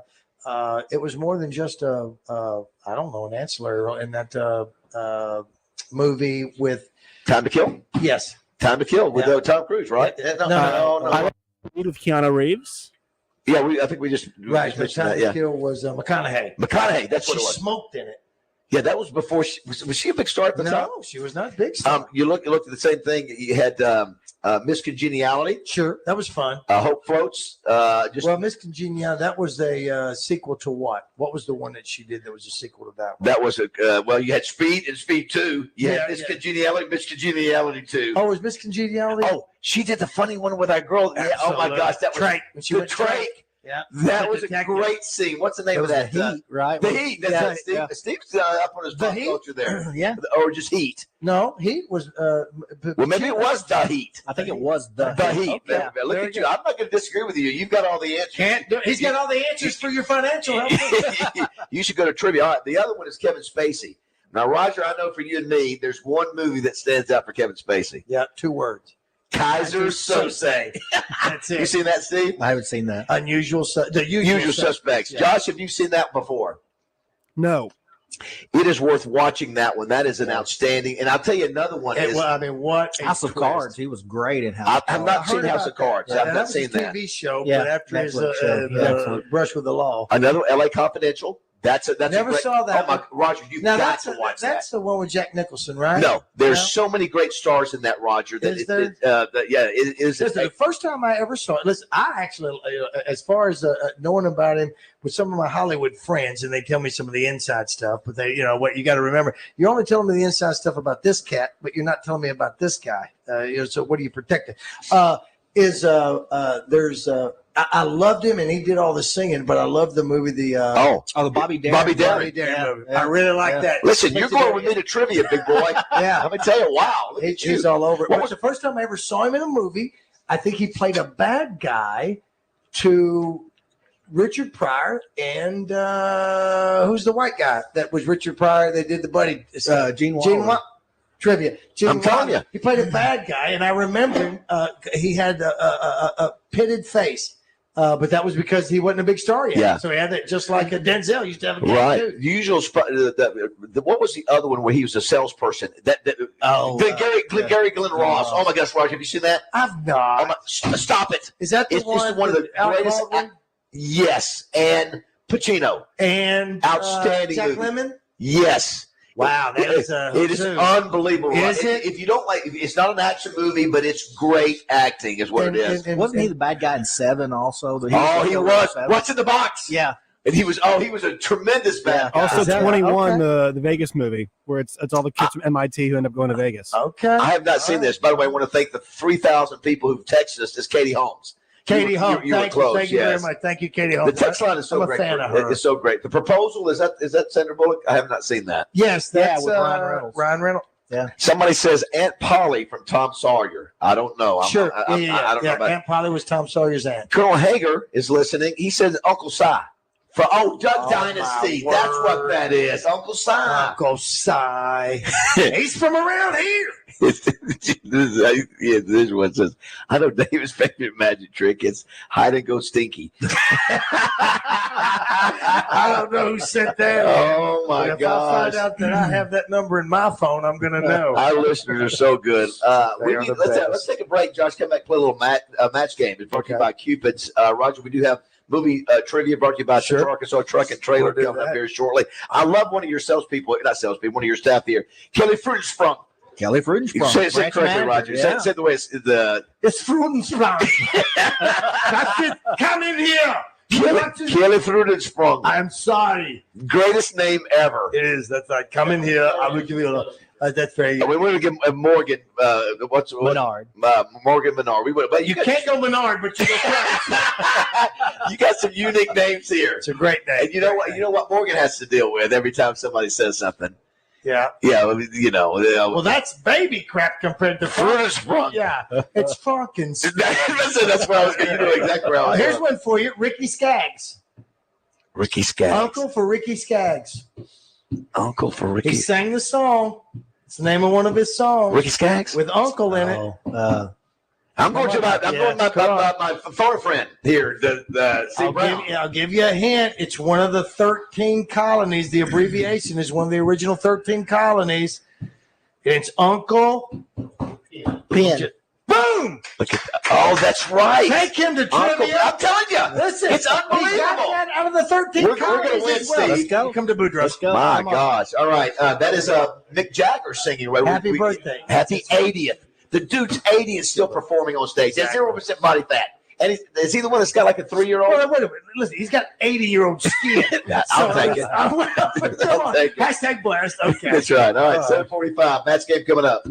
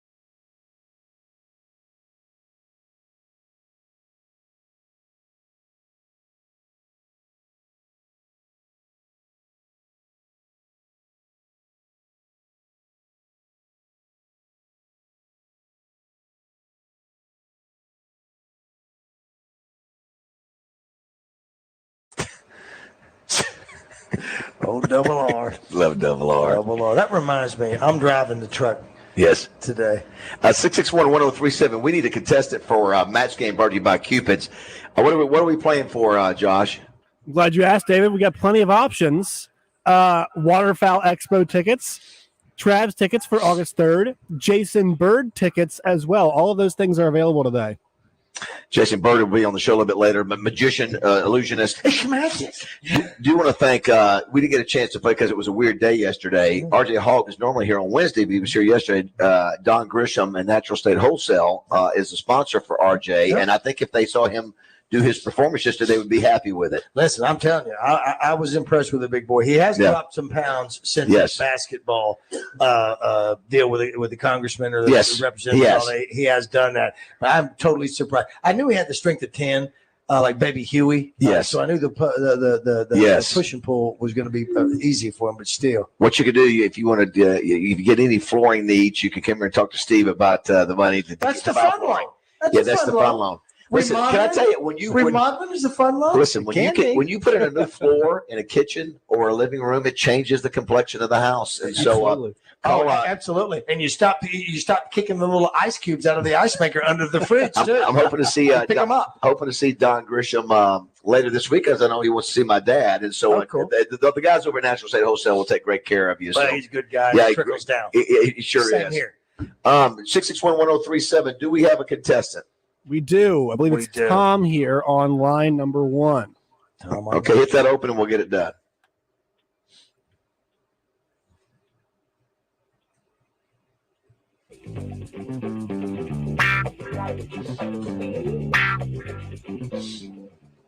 Where is the? Okay, hang on. Just roll with it.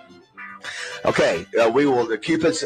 We will play your open here in just a second. Who we got? What's the name of the contestant? Tom is on line number 1. All right, Tom, are you ready to play? I am ready to take it on. Tom, thank you, Tom. Luck. I like his attitude. Choice of some great prizes. Here we go, Tom. Fitting. Tom, let's go. We start with a T. Time blank. Time blank. And we'll let Steve Brown from Alcoa play as well. Give us a chance to get our answer.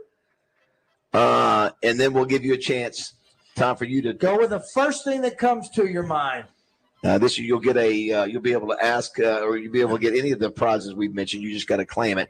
All right, Steve, do you have your answer? Got mine. Roger, you got yours. All right, I have mine. Tom, what you got? What's the word? T-I-M-E, time. I'm going to go time clock. Time clock, very good. Time clock. Old time clock. The old time clock. Let's start with Steve Brown. Steve, what did you have? Time travel. Time travel, which yes. I want to do. Yeah, absolutely. I want to do that. Roger, what did you have? You know what? Being a social media guru that I am, I went Facebook time hop. Time hop. Josh, what did you have? Timepiece.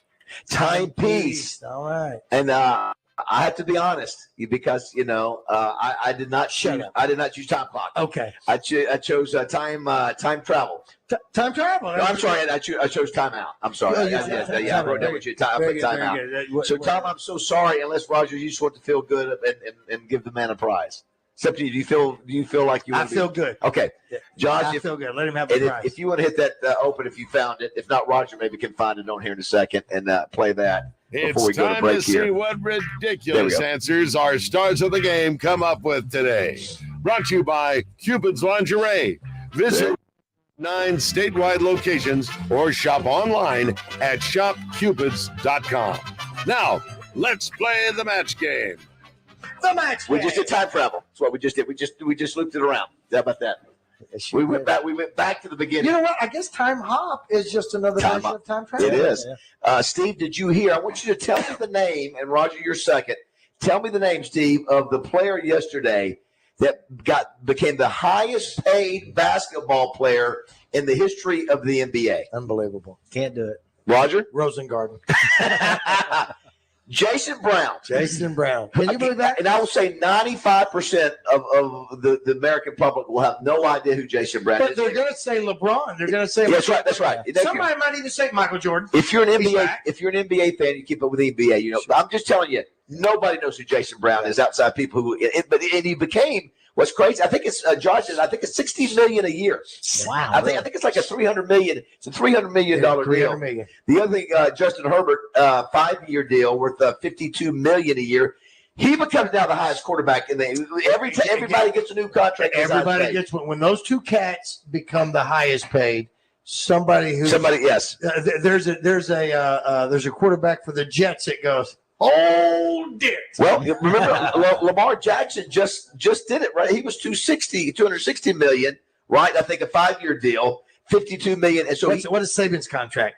I got to be the highest paid coach. Yeah. So there's got to be some players got to come out and say, I got to be the highest paid player in the next contract. It made me think today, as I was driving here to Sheridan this morning, guys like Terry Bradshaw looking around going, I played for like $2 million, for over like 5 years. These guys are getting $350 million or $250 million. The gas was 50 cents a gallon. True. So it's all relative. In one regard, it is, but in another regard, it's crazy. I know this is it's guys like Terry Bradshaw, Roger Staubach, those 70s and 80s that grew football into television. Yeah. And so now all these guys are reaping the benefits of it, which that's the way it works. But I know for those guys thinking, man, too bad we didn't get a profit sharing like Michael Jordan as things go on. Get paid on the back. That's right. The back side of it, you get the points, is what they say in the industry. Raj. Barkley too. Saquon Barkley gets $11 million 1-year deal. The running back position. I don't know in your business, Steve, if there's something that's lost value or something. Running back position has lost value. Yeah, they were complaining about a lot of the other running backs that are unsigned were complaining about the Saquon Barkley deal, saying that it really, really hurt their opportunity for longer term deals. What did I say? Did I say Jason Brown or Jalen Brown? I meant to say Jalen Brown. You said Jason. Jason. Either way. You know what? 90% of nobody. You're thinking of Tatum, though. You're thinking of Jason Tatum. Jason Tatum. See, again, if you're an NBA fan, you know it. But listen, I'm not an NBA fan, and I know Goose Tatum. That's who I know. Somebody said nobody knows who Jason Brown is because he's not the player you're talking about. Listen, I heard the guys. So good. I heard the guys on ESPN saying he's probably the 3rd or 4th best player on the team. He now becomes a higher paid than Michael Jordan ever was, or Dr. J, or LeBron, Kareem. This guy is now the high, and it's what I heard him talking to the guy. How did we get to this point to where the money is so big that we can pay somebody that it is what it is. It's what the market will bear. And but again, it's somebody that most people. It's not a superstar. It's not whoever the Durant. It's the the circle of players. If you just joined the show earlier, you're wondering we were talking about aunts and uncles. One of the ones we didn't mention earlier, we did Uncle Fester. Uncle Bill from Family Affair. Yeah, Uncle Bill. Yeah. If you're over the age of 50, you remember Uncle Bill. He was the star of the show. And you did Uncle Billy from Uncle Baby Billy. Uncle Baby Billy. If you want to be a part of the show, 661-1037. We got Sam Pittman coming up. The power of Alcoa getting Sam Pittman on the show today. That's about 8:15. Don't forget, countdown. He can use the fun loan. You think? And what's the magic trick do you think I'm going to reveal to you later on? What magic? Yeah, you think it's cards? You think it's sleight of hand? Sleight of hand. Oh, look at you. Is it that thing where you pull your pockets out of your what? And say kiss a rabbit? I don't know what that means. Watch it, Randy. 8 o'clock.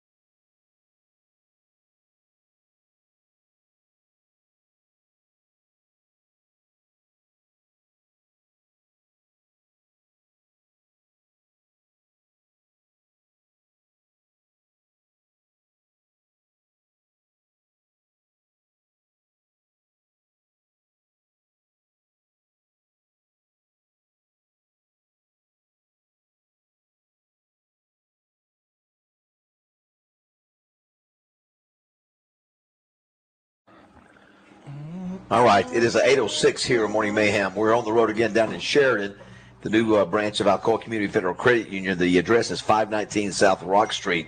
If you're in the area, you know where it's at. Very easy to find. The website is Alcoa Community Federal Credit Union.org. Steve, thanks for having us here. We appreciate it. You're now my phone a friend. If I need any, I need to do a phone trivia help. I love all the text messages we've got. You know, because if you listen to the show, you're a friend. You have our number. You can text us. So. The funny stuff. And we're your friend. We are your idiot. We're your NBA station. Yeah. Listen, I just want to see if somebody was paying attention out there. That's all. And then guess what? Nobody here was. But then again, nobody doubted you. Yes. Since I did with Jason Tatum, my Christian. So here's the thing. Nobody knows. It's like when you ask me a question about something, Roger, do you know? And I go, yes.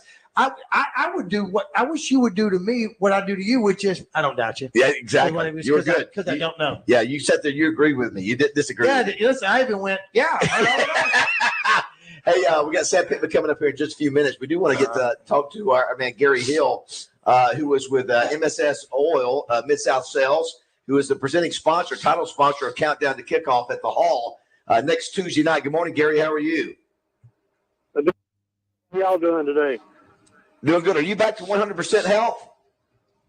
Oh, yeah, I'm better. My doctor said he just did a 10,000-mile checkup like a car. He said, we just gave you a 10,000-mile checkup. So, I'm back to normal.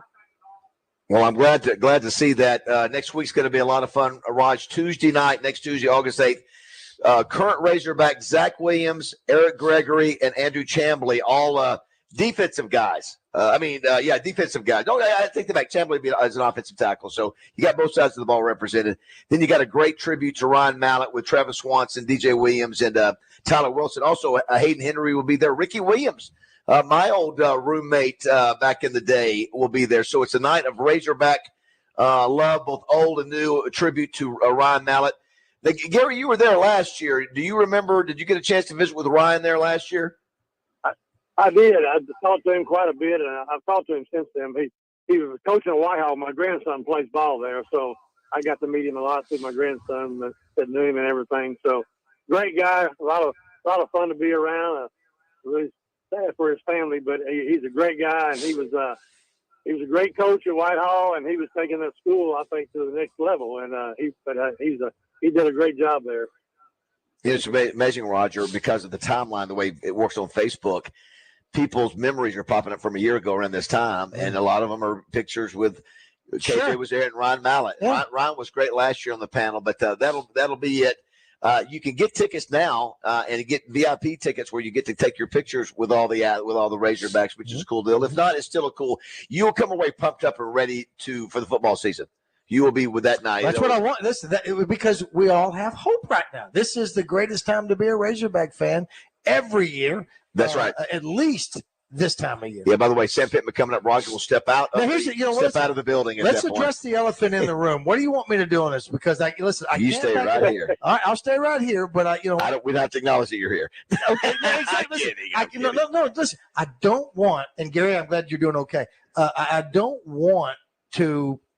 Not back up what I've said before, but obviously, decorum. Yeah, that's right. Decorum, you don't want to pick a fight. I would no. Yeah. Unless he brings it up and go, hey, who's the jackass who's been doing? Maybe Roger. If he whatever, yes. What I'm saying. So, yes, but anyway, he won't say that. No, of course he won't. But what made you decide, Gary, to sponsor Countdown to Kickoff? Just because you love the Hogs? Well, I love the Hogs, and I love everybody at Arkansas, and I try to make most of the games. Because there were quite a few of them. Myself and Coach Lawrence, Bill Lawrence, my high school coach, we're going to the Little Rock game together. So, I just like to help out any way I can, help you guys out. Been great support for me and done a lot for me. And the state of Arkansas has been good to me business-wise and everything, and it's growing and getting better. And I just love to do whatever I can do. Well, we appreciate you doing that. Listen, when you're the title sponsor, that's big time. And MSS Oil is who Gary is with and been with him for a long time. Just recently voted into the Softball Hall of Fame. Hall of Famer. Looking forward to being with you next Tuesday. Sam Pittman coming up here in just a few minutes. I'm going to bring up to Sam who the guys are that are coming down to Little Rock next week. But used to be you couldn't do this. Used to be you couldn't bring current players. That was a no-no. I know. You couldn't listen. That's the deal. I used to do that stuff for free. I mean, I would travel the state making appearances for free with my mustache and neck roll back in the early '80s. But shirtless with a mustache. Just think all the money you can make. Just think all the money you can make today, Dave. If you were playing, just think how rich I know. you'd be. I would be big. One of the stars. Who would you? You'd have to do. There'd be a clothing store, obviously. There'd be a health store. Yes, because I was healthy back then. He was healthy back then. I was muscled up back then. Oh, tanning or mustache, self-tanning, yes. mustache gel in the hair. Gel in the hair. Gary, thanks, Teeth buddy. whitening. Can't wait to see you next Tuesday night, August 1st at the Hall. Hey, thank you guys. Appreciate it. I'll see y'all there. Thanks, Gary. See you there. All right, Josh, be looking for Coach Pittman's call here in just a few minutes. Steve, for those who just tuned in, anything you want to share too about this new location? Yeah, absolutely. We're if you're coming through Sheridan on your way to Walmart, we're on your right about a half a mile before you get to Walmart. Come on in and see us. Got great people here. Kelly Frudensprung's our branch manager here. Morgan Menard, a loan officer, and Monty Elrod will be here to help you open your memberships, new accounts. Love to see you folks. We're thrilled to be part of the Sheridan community. Listen, this is our the second of our in previous location. That's him. Previous location friends and sponsors that have opened up a spot in Sheridan. Who else? Who else? I'll give you a hint. Fish. Oh, that's right. Well, Joey Coleman. That's exactly right. Roger. Absolutely, Sure in a whole new section. Absolutely. Yeah, it was Whitehall Fresh Market. Right. Now it's Sheridan Fresh Market. Right. You got both of those. Yep, so, yep. Josh, if you got Coach, is that Coach? We'll see. I want to make sure if he's on there. We had Terry Bradshaw yesterday call in a little early. And Josh, he said, I don't want to wait on the phone for 4 or 5 minutes. So he goes off and drinks a cup of coffee. And then all of a sudden, it's his time. He's not calling back. So great, nice. We've lost Terry Bradshaw. So nice. let us know. Well, we're waiting. And then I've got a clip. Hopefully he'll get this clip. If not, I'll do it when we come back. But it'll just go back and talk about when you're talking about the highest paid NBA player and all that. In 1985, when Fletch came out, and he had a dream sequence that he's playing with the Los Angeles Lakers and all that. Yes. And it talked about his contract. We thought we talked about that contract, whatever it was that Fletch had. We go, it's crazy because of how much money they said Fletch was going to get. Let's listen to that in 1985 when we get a chance. Interesting. And see where we are now. Well, the other thing, Roger, too, speaking of Darryl Walker is listening, the coach for the Trojans. He said, I want my NIL. So Darryl and Alvin Joe, they'd have been great NIL. You're right, Joe obviously would have been one for a mattress place because we have big beds for you too. Darryl would have been in suits he'd have been we all would have done our best. We'd have hustled and got some money back then. Hey, also wanted to mention too, he'd been an airplane too because he could fly. You had the Sun Belt Media Days. Arkansas State, I think, was picked 6th. I think. Right. Oh, really? Yeah. So the Hawks beat them. Let's see. We finished 6th in the West Division. Mm-hmm. And the Hogs are 5th in the West Division? Yeah, according to nice. Also, UAPB picked last in the SWAC in the West. So, again, preseason projection not kind to both. Doesn't mean that's the way it's going to turn out, but that's what it doesn't. But how about UCA? UCA has it's got 18 returning starters from a team that shared part of their conference championship last year. They are going to be – they've got a chance to go deep. So, Justin's going to have a lot. Where are they? What's that? They are – I have not seen that yet. They may be having theirs today, the ASUN conference. All I saw was a story today, and maybe if they have, either they've already done it or it's coming up. But they open with Oklahoma State September 2nd. Watch out for UCA when they go on the road. A lot of people underestimate them, and they've got super talent. The other thing I saw today, Raj, U.S. versus Netherlands tonight. If you like soccer, is that tonight? You got the World Cup. Yeah, that's the second one. Netherlands, hello. We should be able to beat them. We should, but we should also be able to beat Missouri. Oh, yeah, good point. I only say it because Coach hitting on. good point. You're looking at that. Of course I am. There it is right there. How about we got to come back too? Did you know that Jermaine Taylor is still in prison? What? Really? He is still in jail. Is it for tax purposes? No, we'll get to the story. He had problems with the law, and he had another guy that he just lost he had to pay for a 2021 assault on somebody from North Little Rock, and anyway, sad deal. A guy who was a world champion and was one of the nicest, the most popular person in the state of Arkansas at that time. I mean, he was bigger than he was bigger than the Razorbacks. He wore that hog on his butt. He did, and but he was because he was a world boxing champion. And he loved the state of Arkansas. He did, Roger. And what a great disposition he had. But I mean, might have been some poor management at that time. Or just the people around you. Well, yeah. That's what I mean. Let's go to the do we have him there, Josh? Yep. Yeah, let's go to the Hodges Little Rock Glass Hotline. Would you, Roger, step up. There we go. What a pleasure to have Coach Sam Pittman, head coach of the Razorbacks. Busy guy, but we appreciate him spending a few minutes with us. Morning, Coach. How are you? Everybody, y'all doing good? How you doing, Dad? We're doing great. We're down here in Sheridan, Arkansas, and I know you've learned since you've been in the state over the years. You know about every small town there is. Sheridan has a great tradition. I'm not sure Sheridan is not known for their hunting as much as hunting deer more than anything, but I do appreciate you jumping on with us. I've wondered, Sam, you ever get tired of talking? I told Kyle, I said, listen, if Sam's just tired of talking, he didn't have to call us because it's part of your job, but do you ever grow weary of having to do all the interviews? No, there's talking season like what we're doing now. And then if you're not talking to anybody during the season, that means you're not having a very good year. Right. All right. Do I look at Carl or look at Kyle and he's not tired of doing this?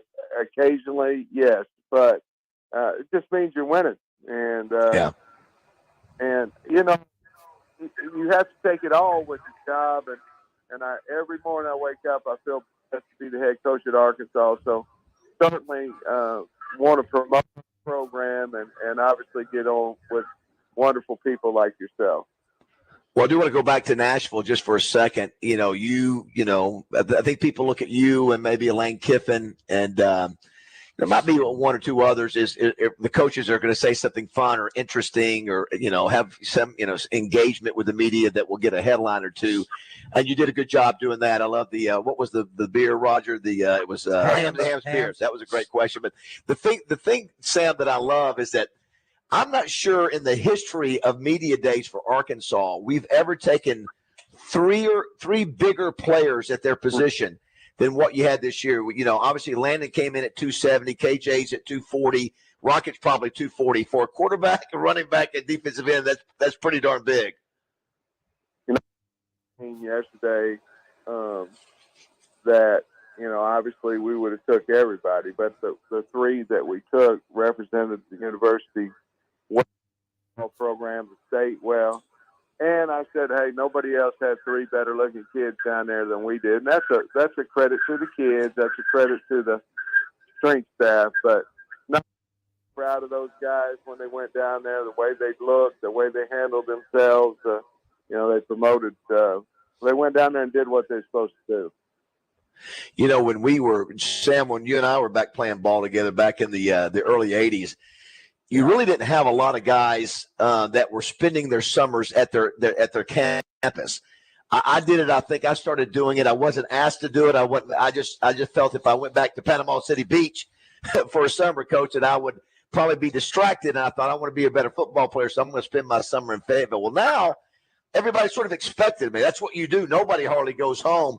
So I was wondering, this time between where we are now, July 26th, and the start of practice, do you tell your players, hey, get away from here for a day or two, or get back and see your family before things get serious, or pretty much is it, boots on the ground from now until kickoff? And it's true. I mean, nobody really stayed on campus back in the early 80s. You went and found a job and worked a job, and then came back, and it was the coach's responsibility from 1st of August till the first game to get you in shape. The thing about it is everybody was that way. Now it's mandatory. I mean, now you can make it mandatory, and you're getting the cost of attendance and all those things.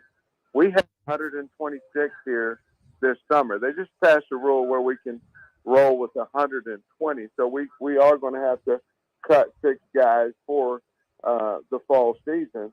But we had 126, and if we have injuries, we can bring those guys back.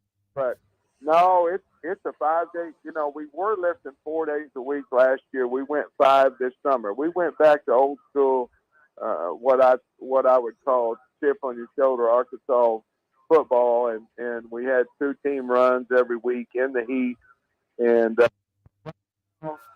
they are going to lift and run today. Tomorrow, we're going to have our meeting.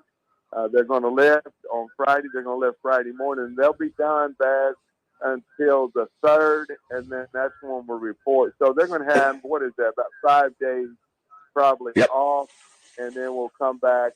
You do have to rest the body, totally rest the body, I believe, and we'll give them 5 days off of that. We had a solid 8 weeks of summer lifting program with 1 off over the 4th of July week.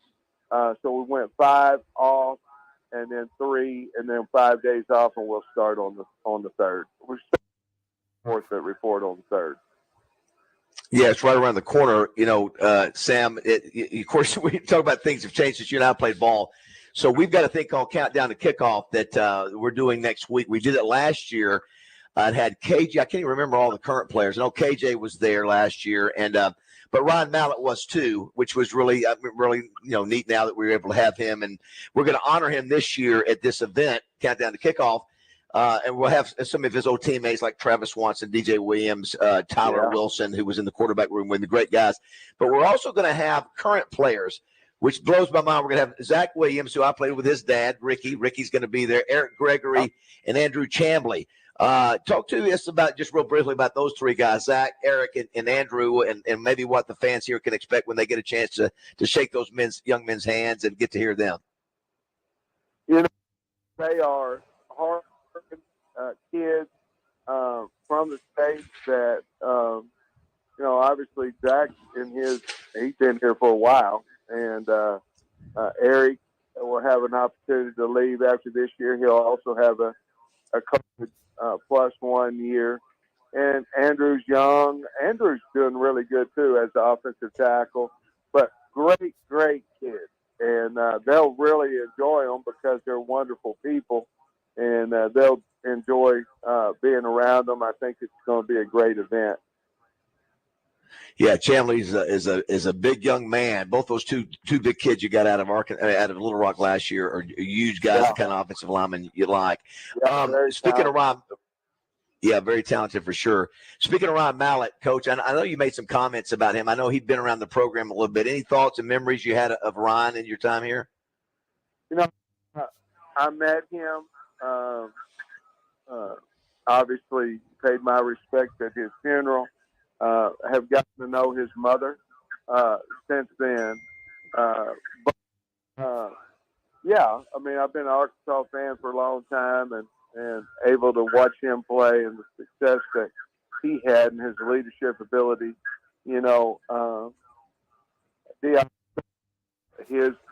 With him passing, it was Wednesday. We were heading to his going home celebration, and my team were here at a 7-on-7. I remember talking to the coaches, talking to him about why I had to leave, and that's really the last time I was able to visit with him. But he wanted to get into coaching. He was interested in getting into coaching here at the university, and at the time didn't have a spot. Was certainly on my radar of guys to bring in and help us coach here. Last thing I'll ask before we let you go. You spent a lot of time in Hot Springs. I got a chance. I was out on the boat with some folks who live over there. I got to see y'all's place, got to see the Razorback statues out there, which were really cool. And I was able to see you at a concert. I can't remember if it was Ricky Skaggs or Chris Jansen. I can't remember. We're going to try to go to over there as we can. Was it Jansen? Yeah. It was yeah. Here's the thing. I got to give props to Jamie. So Roger and Steve, this is what happens. So as you can imagine, when you're Sam Pittman, you're the head coach of the Razorbacks, and you go to a public event, people see you. They want to come up and say something to you. And they see you, and they can, they go, can I go get a picture with Sam? So this is something you got to deal with, wherever you go, and you deal with it gracefully. But I watched Jamie make a little move. Is that Sam was on the outside row, outside seat, and so everybody had a clear shot to him. So it's after a while, at some point, I forgot what happened. When you stood up to say hello, the next time Jamie moves over to the outside row, pushes Sam to the inside just to give a little bit of a break. That's a top-notch move right there, Sam. That's great awareness skills by Jamie. Well, I love you, and I don't mind it. Listen, I'm blessed to be able to take pictures with. I want to take a picture with me. That's right. I just don't want to disrespect the artist on the stage. So anytime I go to a concert, I take pictures before, or like if they have an opening band, between the opening band and the main guy. But Jamie, and I told Jamie, I said, hey, help me a little bit if it's during the show. I don't disrespect the artist that's on the stage, So, and she's got doing that, Well, it's funny, Justin Moore is obviously our co-host. He's down in Florida off on vacation, and Roger, we've talked about that. Yeah, it's a bothersome deal when people are with their phones or making it. So that I think that's a great move by you, because you do listen. You're going to disrupt people. Listen, you're probably more well known easily than Chris Jansen was, and I like Chris Jansen. No, absolutely. Nothing against Chris Jansen, but you were more well known in that room. And what a wonderful facility that is, by the way, too. We're going to try to go to see as many concerts as we can there. Most of them are sold out now. Four Tops sold out. Beach Boys sold out. What was the other one? Casey and the Sunshine Band sold out. So been sold out. Sam, who else? That crushed me when Casey and the Sunshine Band was during the season. Yes. That they were rolling back in my day. Listen, me and you both, my friend. I was very disappointed when I saw the date on that. Of course, you got a lot of publicity because of your Hot Springs Yacht Club Spotify list. You've been a guy in the SEC. Well, I get asked what I'm listening to all the time, and I thought it'd just be easiest to say, well, I got a Hot Springs Yacht Club that I have on Spotify, and you can have the answer right there. It's a lot of deal, but Jamie and I made it together, and that's what, when we're on the boat, we plug it in, let's roll and have some fun. I love it. I think that's have a cold beer. Yeah, I think that's a great idea. Well, Sam, listen, we won't talk to you until the season starts. Looking forward to it. Appreciate you taking the time to talk with us and all the Arkansans across the state. And we're excited about this year. Looking forward to seeing what you guys are going to do. Appreciate y'all. We appreciate the state. We've sold, I think, more tickets than we have in a long, long time, even more than last year. And that proves that the state's excited about the team, and we're certainly excited to be coaching it. Awesome. All right, talk soon, Coach. Thanks so much. Appreciate you. Go Hogs. Thank you. Go Hogs. Thanks, Waiting Sam. on that one. Go Hogs. All right, Roger, you can come back in now. I appreciate that. That's why I kept Were you nervous at all? Did you think he was going? Do you think he was going to go? Where's Roger? How come he's not talking up now? Where's Navy Roger at? Decorum. That's right. Is what kept me from bringing that stuff up. Blindsided. Because what is the phrase in our house? What is the phrase you use? He's a short timer. That's what you'd have said. I'd have given Coach. I've been saying for a short time. If you'd have been, if I did it, Coach, I don't want to blindside. I want to ask you two things. Number one, how do you plan on honoring Ryan Mallett with a sticker on the helmet? And let's talk about your short time. I would never be disrespectful at that, but I would not back down either. Yeah. And again, it's a need-to-know basis. So you worked it up to where you knew. You told me last night. You don't tell me a lot of stuff ahead of time, but you did tell me, hey, Coach Pittman's going to be on the show tomorrow. I want you to stifle yourself. I did not say that at all. I did not say that. I did not say that at all. You were more than welcome at any time, though, to say anything. Listen, he treats you with the respect you deserve, and for that, I'll give him that. But listen, if I'd have known about the move the seat over deal before. Can I tell you though? I'm gonna tell you, and we go to break now, Josh. Steve, it was, and again, he gets smart it. move. He gets it because, and listen, You have to. I get people come up to me, and nothing like him, and you're nice to everybody, but he's right. Then it creates a thing to where people are like, oh, okay, can we watch the concert here? And I think most people are respectful. But I think that is because when you're exposed like that, you're an easy target to be able to go, okay, let's go up now. Let's go between the songs. But that was a move by her to go, hey, why don't you sit to the inside? He's had a cold beer. He likes to do this. Yeah, that's right. You and I, people call us. They've got our text number. They can text us all day long. So when we see it, they treat us with such the honor of saying, we think we're friends because we know you so well. We listen to you every day. So they come up and do those things. And I've never I mean, it's amazing that somebody would even want to stop up. I love it when people come up and they say, man, listen to you every day. Yeah. And they want to shake my hand instead of swing at me. That's a neat thing. Well, and I tell you too, I think it's really interesting that when you're that recognizable, a lot of times you don't want to go out in public. Sure. Because it is again, it comes with the territory, but it is also he's going to he's going to have 100 people come up to him, shake hands with a new picture. Always. So you've got to be prepared for that. Yeah. But listen, he wants to go to a concert. Good for him. He goes to a concert. Now, what he might do, he might maybe sneak out a little early, on the way back because it would take him an hour to get out of there. You put the Mount Rushmore pick coaches, Razorback coaches up there to see who was more approachable.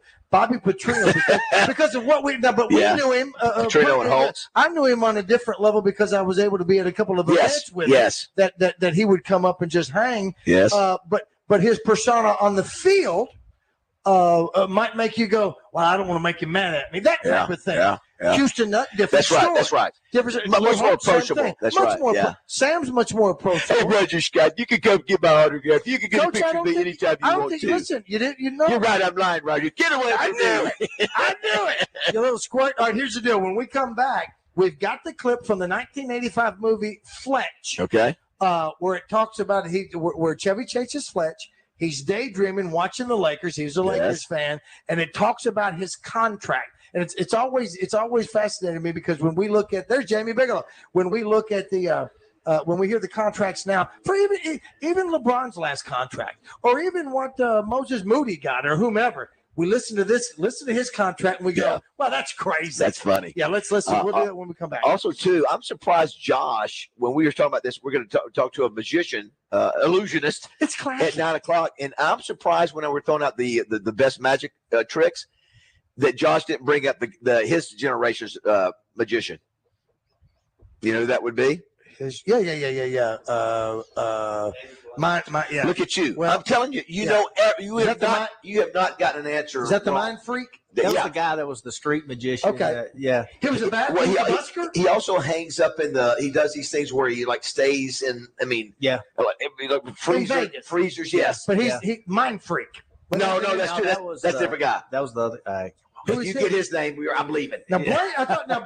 David Blaine's the big one. He does the ones that almost kills. Well, who's the one that made an island disappear and maybe had Blaine. Sex workers? No, that's the David Copperfield. Copperfield. Oh wow, what an act he had going on. He sure did. Hey, I'm going to make these people disappear. But who's the mind freak? He was in Vegas. He's at he was. I forget what he did that made him so famous, but he was sort of edgy with his hair, and he would do edgy things. Some people say that Justin Moore's a magician because sometimes he's here. 8:34 here at Morning Mayhem.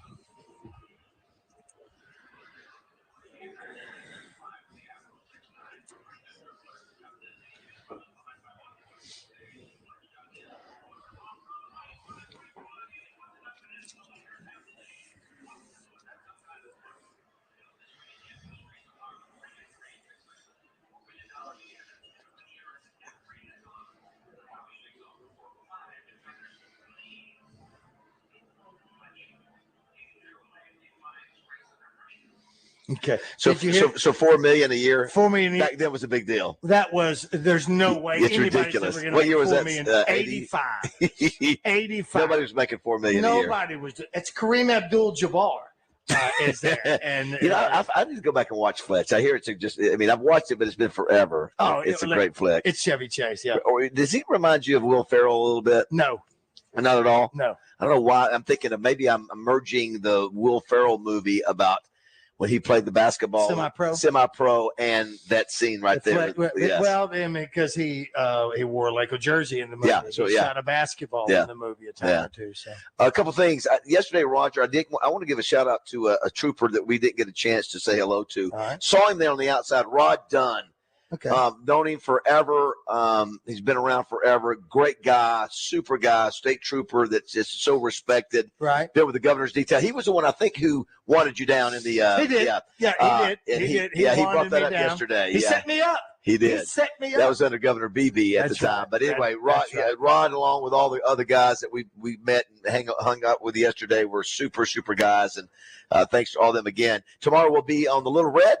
Summer Adventure continues. Somebody said here, Roger, by the way, hey, if you two want to add running an excavator to the Summer Adventure, I'm working on Highway 35 right now. I'd be a hero. That my is grandson, that is outstanding. Yeah, to Beckett to get on the excavator. We still have to do the crop duster. I think I still want to do that. We'll be at Terry Bradshaw's show Sunday night. We'll get a chance to go backstage and get a chance to visit with him. If you missed his interview yesterday, he's Roger, because you didn't get a chance. You were doing your fitness deal, but just laid back and funny, and he was talking about state troopers, and he started talking about, I think it was, I don't know if it was Hooper or Cannonball Run. He was describing there was a state trooper car that went in the swimming pool in one of the scenes. That was it. Yeah. You might have referenced I think that was yesterday. the Hooper one. That was the Hooper one. Yeah, and then the one in Smokey and the Bandit song it opens with Burt Reynolds getting on the practice field with the Steelers,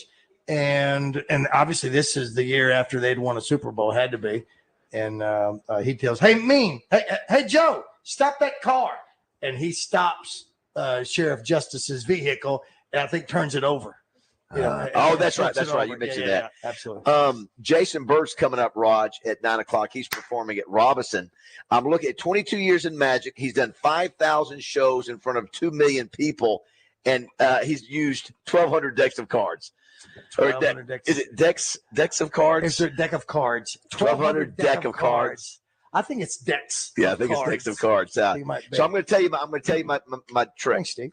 So this was back when I was like 14. I also became fascinated with magic. So I learned for example, like when you pour the milk into the newspaper, you think that it's doing, but it's a cup inside a cup where it drains on the outside. What? Yeah, where you think, oh, he's pouring. Oh no!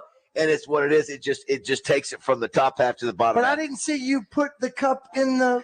No, you don't see it because it's already there. It's a special cup, so he's filled it up a certain way, and then as you pour it, it goes around the outside and comes down to where it looks like half of it poured in there. That's right. It's not actually poured in there. Of course, you know the one I never can get. I never can get Lou Holtz's deal. Never newspaper. I don't know how he does that. So obviously he's got the other one there somewhere. And this is part of my trick. This is my favorite. So what I would do, I would have a handkerchief and I'd get it by the top corners. And my thumb's behind where it's facing me. The audience sees my first 4 fingers. You're showing it. You're twirling it around real fast, and also then you lay it over your fist, my left hand with the right hand, and then also said I'm going to make a hole. Boom! I make a hole with my thumb inside there. Then I get a match or whatever. Put the match in that hole where you see the flame come up. Right. And then all of a sudden I put my thumb in there and pull it up, and there's nothing on the handkerchief. Right. So what did I do? It's a false thumb. It's a false thumb, and what it is. Dwayne Duncan carries a false thumb around with him. You're right. It's but interesting. If you still have to do it, you still have to do it. You have to do it good. I'll never forget one time I was doing it for. I got a magic set for Christmas. You did? Yeah.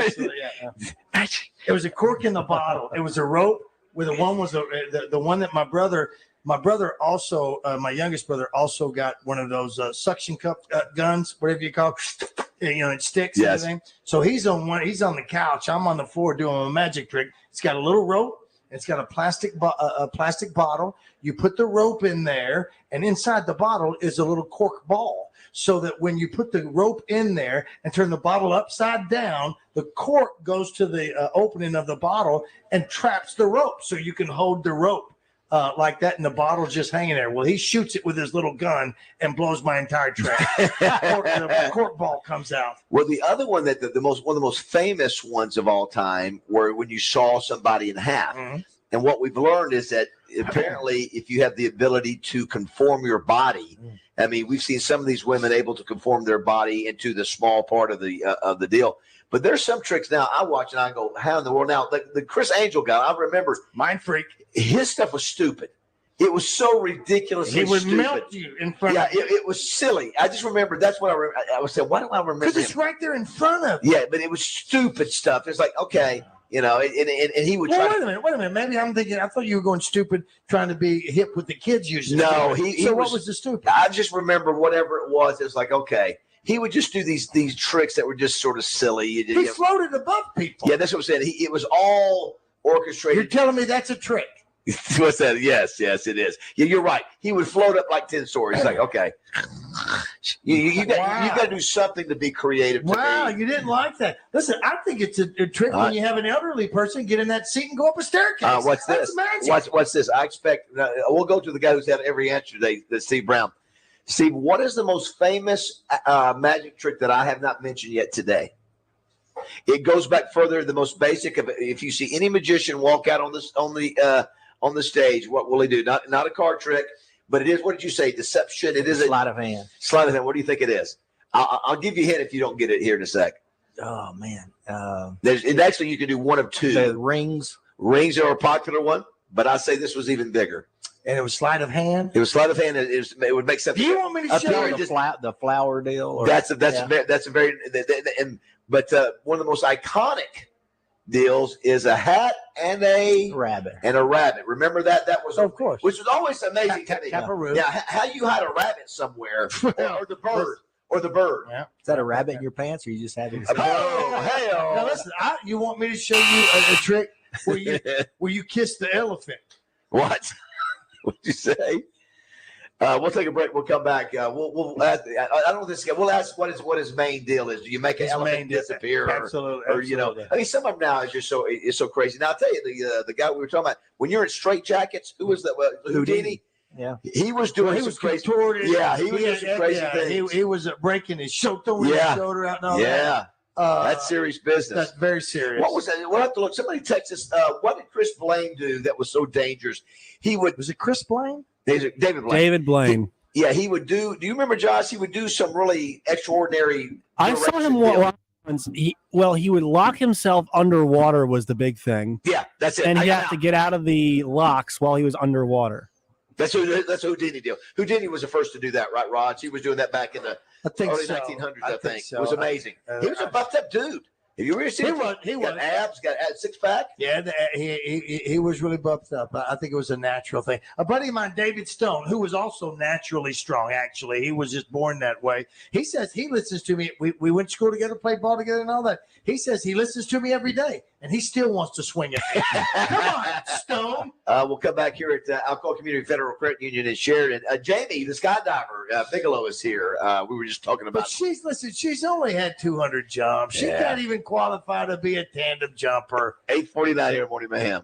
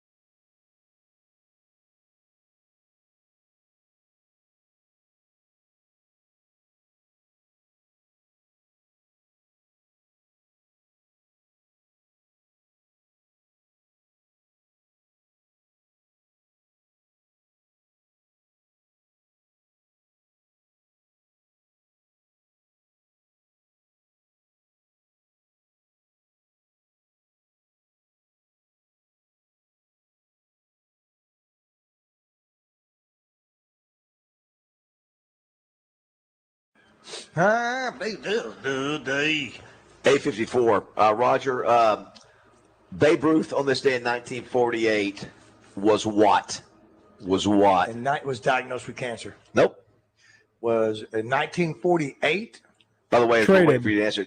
No. By the way, Todd Pierce, he's listened to us on the way to St. Louis. Yeah, He was saw at him last trivia- night. He trivia. got out before I even got to say bye to him.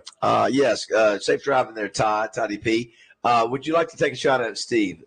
Babe Ruth on this day, think of the year, 1948, Roger, was Retired. what? Close enough. Was seen for the very last time by the public as he attended the New York City premiere of the motion picture, The Babe Ruth Story. Oh, he was there. He died 3 weeks later. How old was he? Look how much. Look, and we thought he was old. Let's see. Well, I don't know how old Was he he was. 50? He was 53 or something. But think about that. So he gets to see the story of his life and dies 3 weeks later. On this day, Roger, let's see if let's just see if Josh knows. Have you ever heard of Paul Rubens, Josh? No. Have you heard of Pee Wee Herman? Yeah. Would you like, Steve? What happened to Pee Wee Herman on this day in 1991? Caught in a movie theater. He was. And what was he caught in the movie theater doing, Roger? Things he shouldn't have been doing. Why didn't you ask Steve that? Thank you very much. Because you just knew maybe I'd done it. The other thing too. And you know what the movie was? Barbie. Yeah, it was an X-rated theater, wasn't I think it was, which is generally what you do in there. I've heard. Yes. When we come back in the last hour, we'll visit with some of the staff here at Alcoa Community Federal Here's Credit Union. something else I want to talk about. It's spasmodic dysphonia.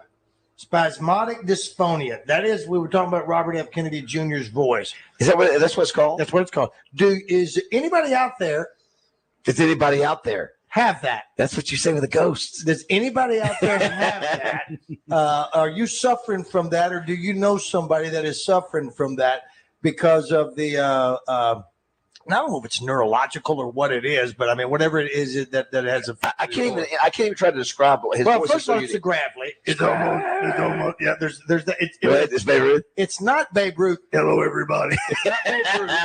It's not sort the of that problem way. there. A little bit. But it's more. It's got some cracks in it, and it's almost. It's weak. It says weak. You know what? It's almost like a Katharine Hepburn imitation. Yes, that's a good. That's a good description. Good. That's sort of creepy It watching really you do is that. creepy, and it's very annoying, and that's my role here on this show. Hey, you made me think too. Before we went to break or during the break, Roger came up with the other act, that the magic act, so good when you can somehow pull a card and of what somebody else has thought or said. I've seen that one done. Josh, I don't know if you've seen it in front of the NFL team. He somehow gets information from somebody in the audience of the players, and somehow he pulls a card out with that information. To me, that's the craziest. I don't know how they do that. Well, how about the preachers that call somebody out right now in the audience? Well, you know that somebody is suffering from spasmodic. Well, you know that used to be. You know what they would do on that. Yeah, you know, they would write down, put down what your healing needs in to be. Fletch 2, that's a scene where they Is it? Yeah, they have a scene. Yeah, it is. So listen, some magic is just it's extremely remarkable. Some is not. It is. Some are not, rather. Like who made the price of the magic? The price of my eggs went up. Who made that happen? Anyway, that's a whole different story. But if you know Robert Kennedy's voice and you have somebody you know suffers from it or whatever, be curious to know how that affects you. If you have a favorite aunt or uncle, call them today. It is a National Aunt and Uncles Day. We've had some fun with that. And we'll come back and visit with more some of the folks here and a magician and illusionist. It's magic. 9 o'clock.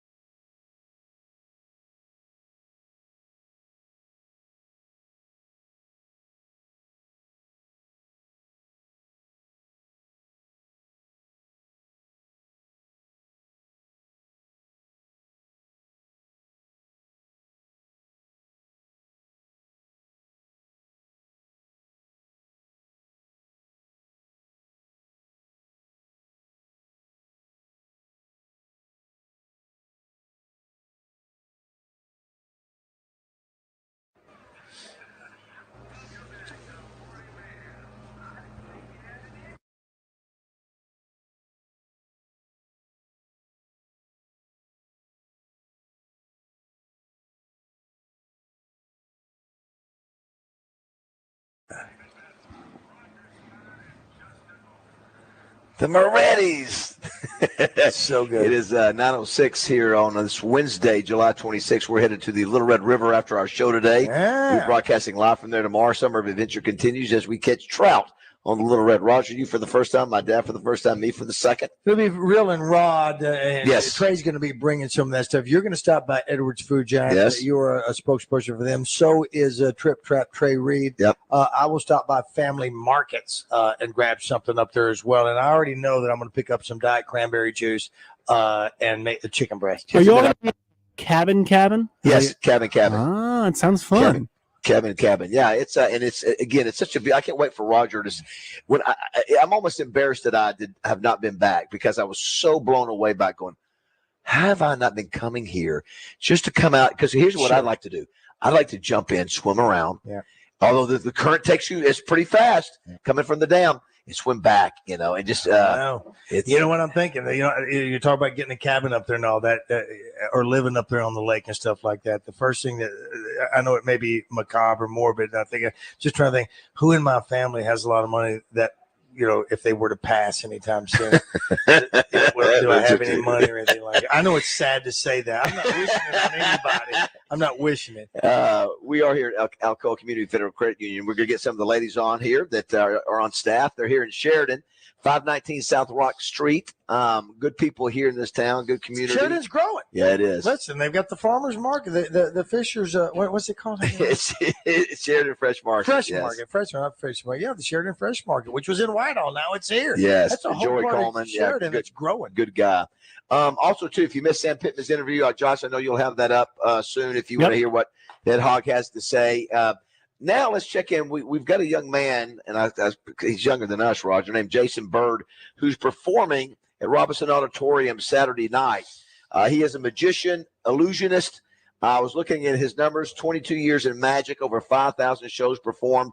Almost 2 million people have watched him, and 1,200 it says decks of cards. It's decks of cards. Yes, it is. It's plural. Decks so of let's cards. go to the Hodges Glass Hotline and talk with him now. Jason Bird. Good morning, Jason. Good morning, gentlemen. How are you? We're doing great.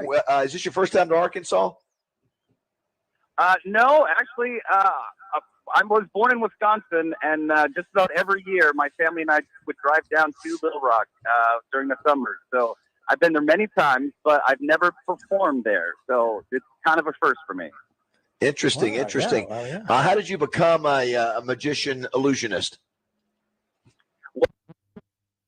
It started with a book at the library, at the school library, and I started doing shows for family and friends, and then I just kind of kept progressing in it to the point where when I turned 18, I knew that's what I wanted to do. So I moved to Las Vegas, and I've been doing it ever since. What was your first, if you can remember, your first trick that you did that was sort of your home run trick when you got started? Taking me back. I remember, I would stick up my thumb, put a handkerchief over my thumb, and then I took a bunch of needles, like sewing needles, and then stuck it in through the handkerchief into my thumb. Yeah. Listen, Jason, I just described that was my trick with that he used. Yeah, but it was I put a match on fire into the imprint in the handkerchief. You progressed, Jason. Yes. What can we expect tonight at your show? It's going to be a little bit of everything for everyone. I do think there's a lot. There's stage magic. There's I do some card tricks, and then we project it up on a big giant video screen. I do some mentalism, where I do some kind of mind reading things. I integrate technology into the show.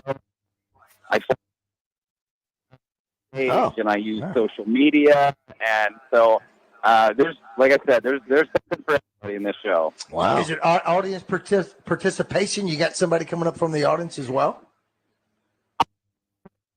A few things like that. I try not to bother too many people in my show, but I do bring a few people up on stage. Yeah. Listen, that's got to be tough to begin with. Do you have an assistant as well? Solo show, but I've used a lot over the years. You go Vegas. You're sawing them in half for crying out loud. You know, that's right. If you do get somebody up from the audience, I don't care who you are, you should close up magic and things like that. I mean, there are some that the sleight of hand and everything that you do, I try to slow stuff down on video to see, and I still can't catch where something is. Yeah. That from the age of 18 or whenever you started reading that book to start doing some stuff, it's something that you obviously have to work on. Even when you're sitting in your chair watching a ball game, are you working on something to get that coin to go around your fingers or something? On the next thing, keep growing and working on the next thing, and it's hand is quicker than the eye. It's really more. You're a master of where people's attention go. It's misdirection, So that's right. It's all the time. It's just where I know you're going to look. Well, I'm weak at mind. I said that we did an obstacle course yesterday, and I was told that I still could have gone to my heart was nowhere near bursting, but I just realized that I just got a weak mind and I gave up. So watching your act, and I'm trying to figure stuff out. But that's the thing. Let's just suspend anything and just enjoy the show, and that's what you're telling me we can do at your place. Audience members, the one just go. I'm there to entertain you and mystify you, and if you can just sit there and it's to me it's the most thing that I can think of. Right on. We're visiting with Jason Bird, Las Vegas TV magician and master of illusion. He's going to be performing at Robinson Center Saturday night. One show. Tickets still available online at Ticketmaster.com. All right, so I'm putting you on the spot, Jason. Give me the Mount Rushmore of magicians in your mind, all-time greats. Can you give me top four?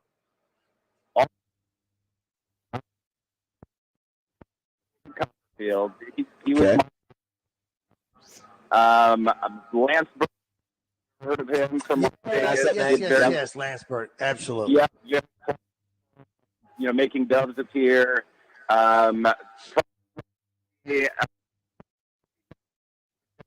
Magician named Cyril Takayama, who's my personal favorite magician. And then fourth would have to be interesting.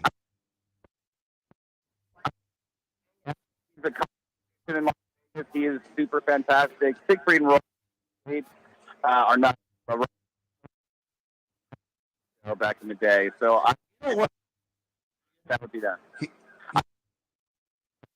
Smart move. Yeah. Okay, so I noticed. I'm just going to point out three. Roger and I are older than you, so I'm going to throw out three. You mentioned David Copperfield, which we know. Yeah. Houdini. You did not include Houdini. Hey, you're on the shoulders. You did, yeah. Yeah, I'm sorry. Houdini would.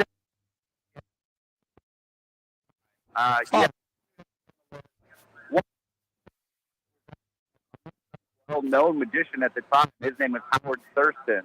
He was actually the biggest magician of his day. You just remember Houdini because he was the best, and he was worried more. But Howard Thurston is the name. If you were 100 years ago, he would be the one that everybody would have called the number one magician. Okay.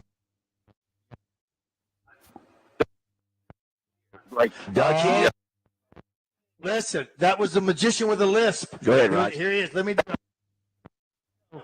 Here we go. It's magic. Love Doug Henny. There is two, Jason. There is two that you're leading off. If you don't want to comment on them, you don't have to. David Blaine is one, and the Mind Freak dude in Vegas. Do you want to comment on those two, or you want to pass? I do. No, David Blaine, I respect a lot. He does. He more the physical. Yes. That's thing, right. That Houdini used to do. Angel many times, and his show.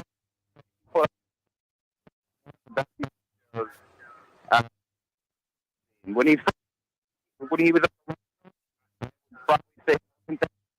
he ended up doing a show at the Planet Hollywood that I thought was fantastic. Listen, you had me knowing Doug Henning. Yes, that you got.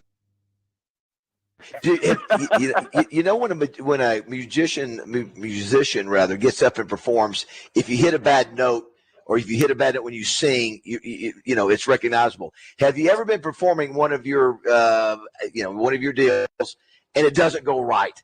And can how do you recover? Can people notice it? Do you recover? What have you ever had that happen in your career? Happen. Yeah.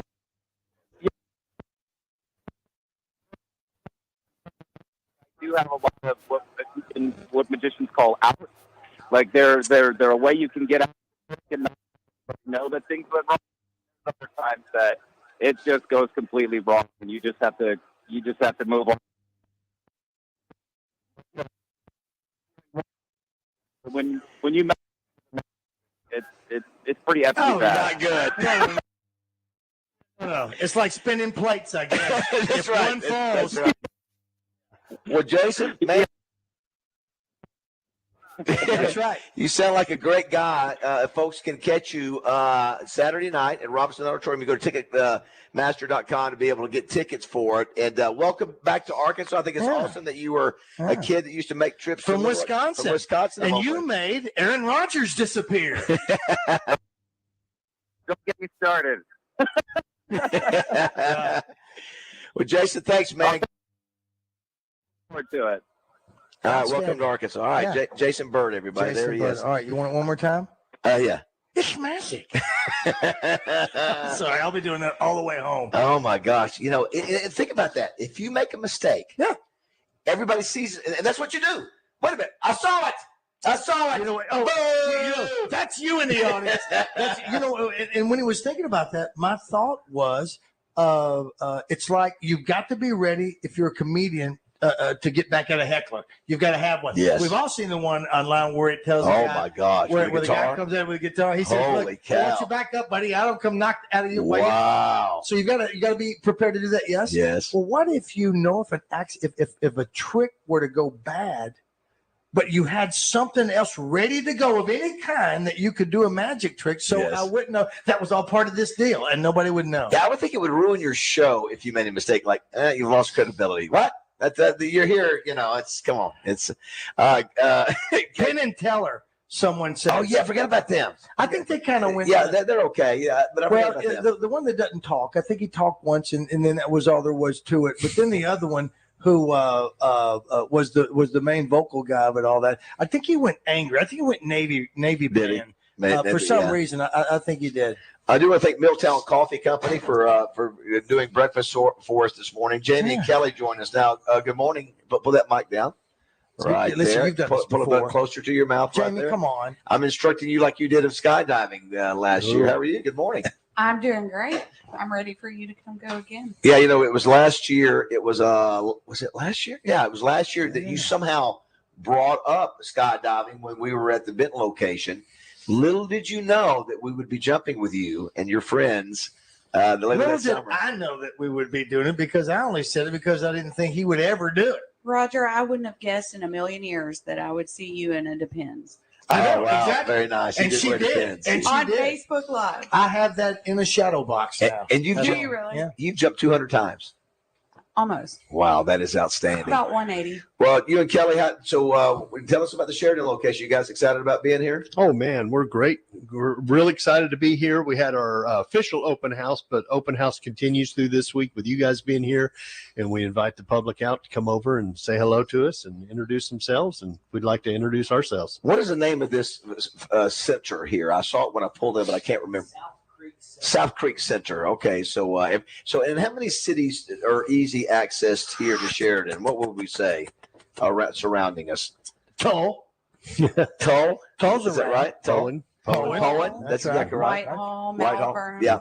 All those, and that's the folks you expect to take Glen care of. Rose. Yes. Yeah. Okay. Yeah, Grant County. Yeah, that's what you got. Yeah. Yeah. I mean, I guess Grant County covers all this, right? Yeah. We had a state trooper yesterday. That's right. Palm Bluff, Jefferson. That's Okay. right. Well, So this branch actually serves Grant County, but our field of membership allows for Hot Spring Sure. County as well. So everybody from the Malvern Right on. area, Glen Rose. Are they going to get to talk to y'all when they call? Absolutely. Definitely. Yeah. Well, sometimes you don't get that. Sometimes you don't know what you may get when you call. This is different. Now, of course, being in Benton and seeing everything that's going on with Benton, and then forever. This to me, when I went outside a while ago, saw the dude picking up trash, saw another guy out there mowing the lawn and all that. Knowing the street that we're on, Rock Street here, with the cars just going by, there's not a lot of metropolis outside. It's like what I imagine the first Alcoa in Benton was in Saline County. It's what it is. It's a credit union, and it was for whom it was built for. So this is out where again, it's not the hustle and bustle of the city that's going on, and you've got a few people that's going to come in here, not going to be in a hurry, ready to see what you guys have to offer. Tell me about this car loan. Tell me about the auto loan. Can you tell me about that? Yeah, sure enough. We've got the summer auto special going on. It runs through August 31st. So get on in here as summer winds down. This is going to wind down, but it's been going on since May 1st. We have rates as low as 2.49 interest for a 2022 or 23 or even a 24 model. And you can refinance your current loan. You sure can. I didn't know that until I hooked up with Steve, that you could even do something like that. Well, and we'll be at Fletcher, by the way, on Friday. So if Absolutely. you want to do a deal with them, and it doesn't cost anything to ask to call up and talk to you Not guys at all. and ladies and go, because maybe you can save $100, a month or a few thousand. Yeah. Maybe, absolutely. Yeah. Roger likes thousands better. Than Big fan of saving thousands is what I could listen. And you got a fun loan. You got the fun loans that are out there. Which would you go, Roger? If of those fun loans, a new boat, motorcycle, RV, what you going? Boat? No, I'm not a boat guy. No? I'm not a boat guy. I wouldn't mind having of those. You had to take the RV. You would take the motorcycle. I'll take the RV, but I would ask for a little extra to have some cat drive it for me. I wouldn't know what to do there. And the motorcycle, that's what I'm thinking about doing, getting a tattoo and going across country on a motorcycle and just exploring life. All right, Jamie and Kelly, give me today. Today is National Aunt and Uncle Day. It's National Aunt and Uncle Day. Give me one aunt and uncle off of a TV show or movie that comes to mind. Aunt B is Aunt B maybe sticks out the most popular show ever. Yeah, can you think of one? Uncle Joey. Uncle Joey on. Is that Family Ties? Yes. No. Or no. Family Full House. Full House. Thank you. That's Uncle. There's an Uncle Jesse too, wasn't there? There was. So there was a couple of uncles on there. Was it? Oh, and Aunt, what's her name? Who got in trouble with USC? What was her name? She married Jesse. Who? Aunt Becky. Aunt Becky. How about that? Somebody said Steve's here, all over it. There were there were a lot we haven't missed. Like here's one: Aunt Hilda and Aunt Zelda, Sabrina the Teenage Witch, Aunt Lydia on The Handmaid's Tale, which I have not watched. That's I think that's a Jamie Lannister, Game of Thrones. I think she had a very important role, but I did not. Game of Thrones. Jamie Jamie Lannister is that's a person. That's a guy. Jamie Lannister. Oh, it's a guy. So Jamie Lannister is a guy. Yeah. Yeah, I see his picture here. It shows this judge free. Of course, Uncle Phil mentioned First Prince of Bel Air. Here's one: Owen Lars from Star Wars. Do you remember him? Uncle. Oh my gosh, Josh was. Nerd alert! They were burned alive in a PG movie, which was very shocking to see. Oh my gosh! I asked a Star Wars question last night, and I knew there were going to be some. What was that? I don't remember. Did Josh get it? I gave because Star Wars was a blockbuster movie. Yes. And I had 4 years. We got that. We got that. You got that. But I had a couple of something. I knew I had one cat that was going to ask me which Star Wars. I said, look. The original Star Wars. That's right. Not the prequel to the original prequel. That's right. I want the original Star Wars. Here's one. What about Claire Dunphy from Modern Family? She's the attractive blonde that's on there. Here's another. I expect Josh to get this one because I can't pronounce it. Daenerys Targaryen from You may have just cut. I mean, Game of I've got Thrones. no idea what you just said. That's not.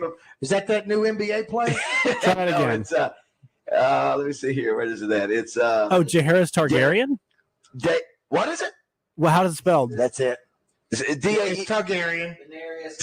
Daenerys No, Targaryen. now you pipe it over there, Steven. Because he didn't know if you said his name right or you Well, teased. I'm not give it away. I can't say what Say happened. it. Go ahead. Well, marrying Daenerys Targaryen. He falls in.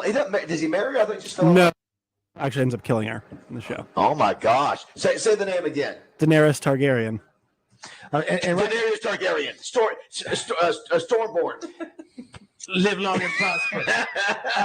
You know what? If you go to our Buzz website and you look at the photo of all of us, all of the on-air folks Yes. that are on Oh there, my gosh! Yes. if you look and see Christian on the far right, you'll think he just stepped off the set of Game of Yes, it Thrones. is. What about Aunt Or Becky? The Chosen. You mentioned Lori Loughlin. That was Aunt Becky. That's right. But Yeah. What about Aunt Viv, Fresh Prince of Bel Air? Wait a minute. There's an Aunt Viv. Aunt Jackie, the Roseanne. You recognize that one? I do. Wasn't a big fan. Hank Aunt from Lo- Breaking Bad.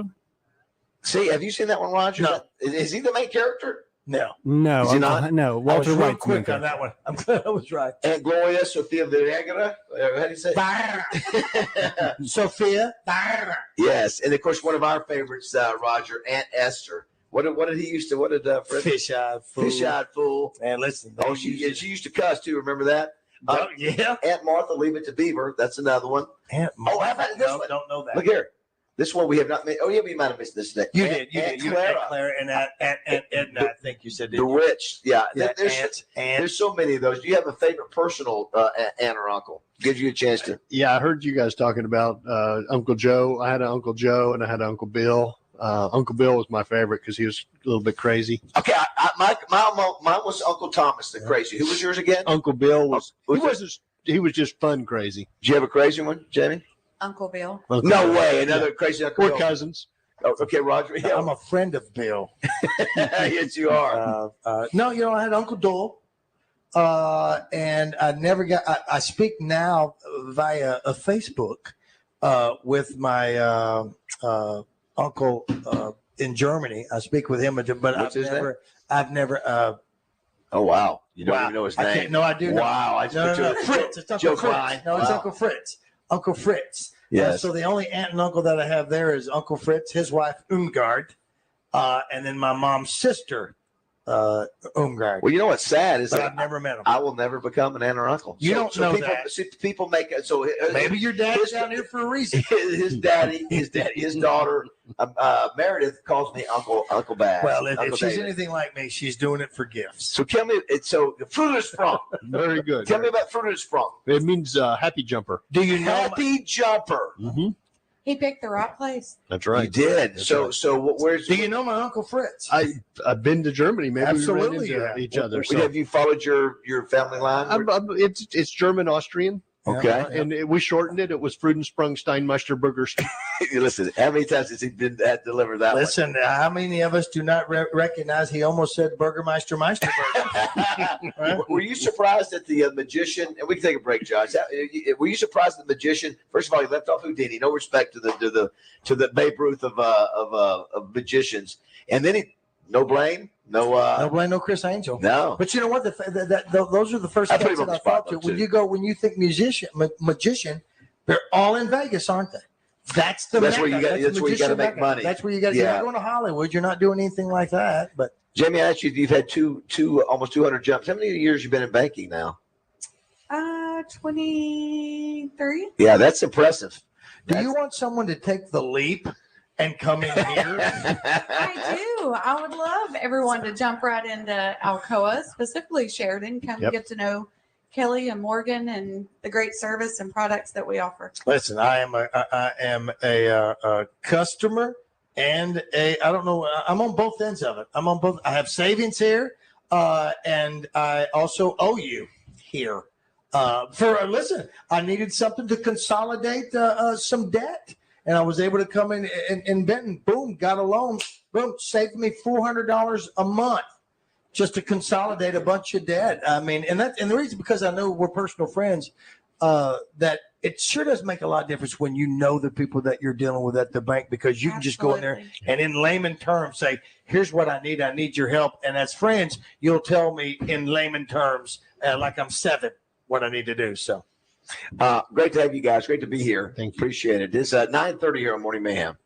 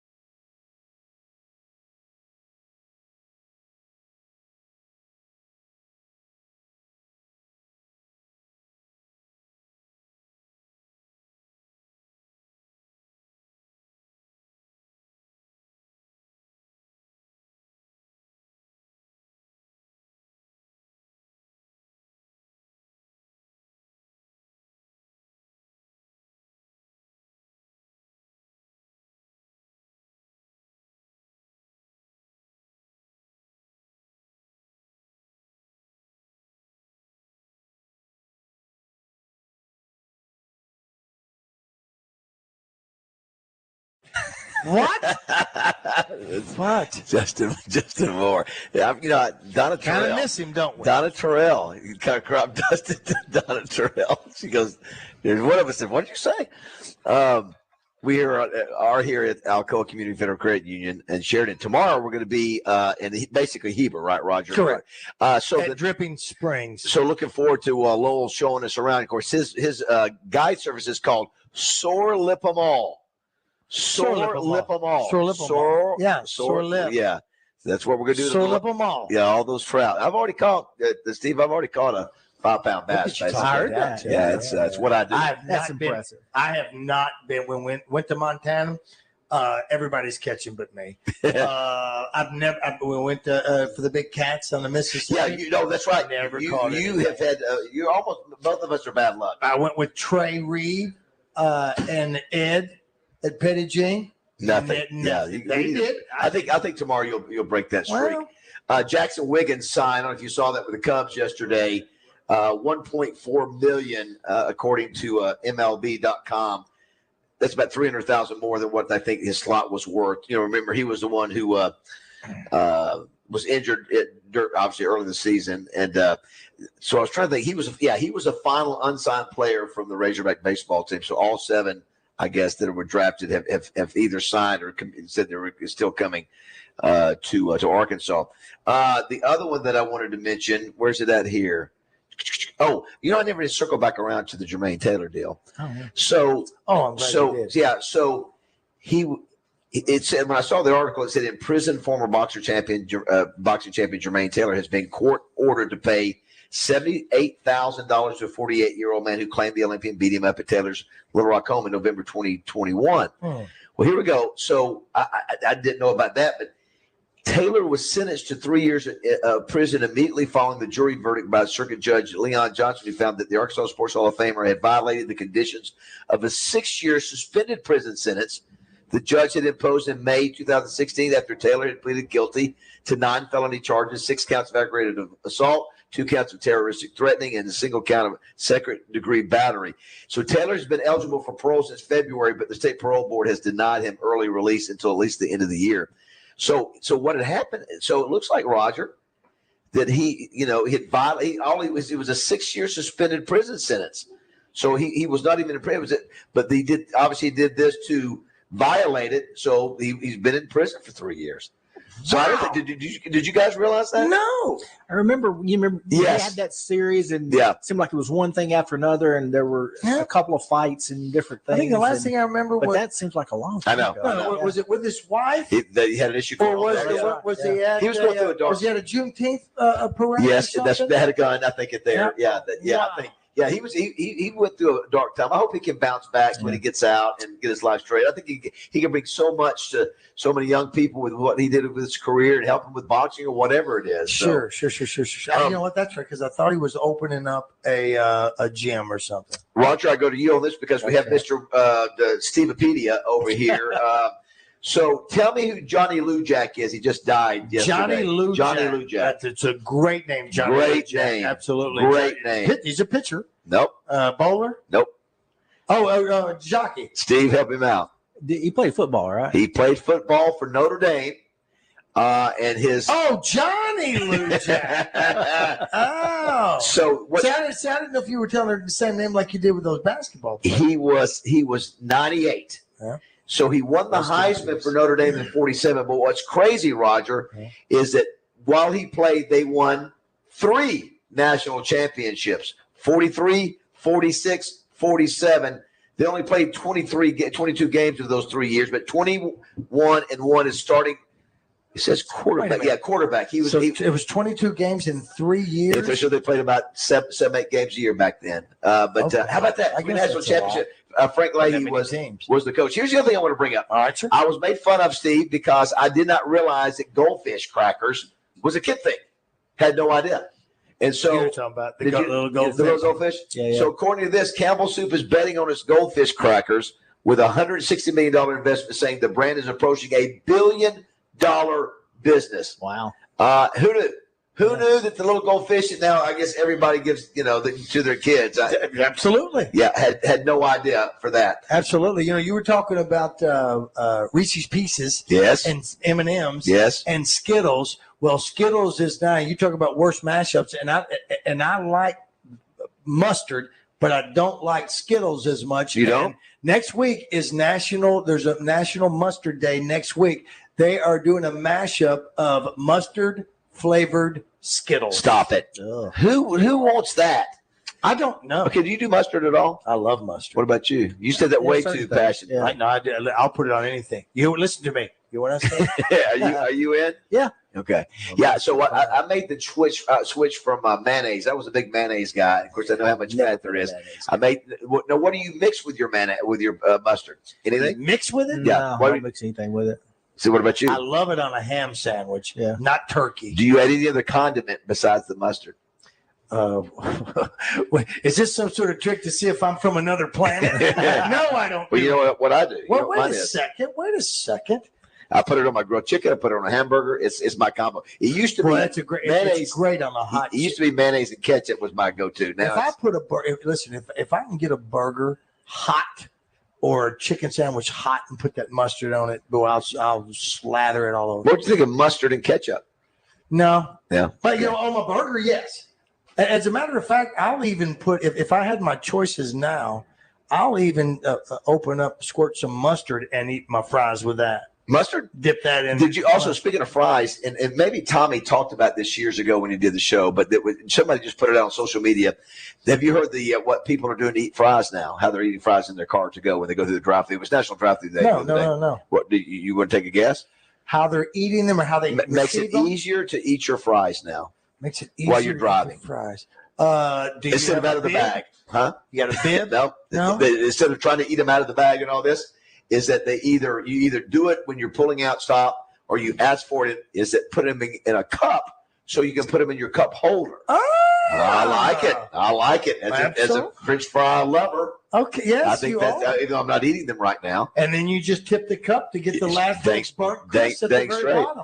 I wanted to go back real quick on a birthday we didn't get to. Chris Harrison. If I threw out Chris Harrison, what do you think, Steve? Who is that?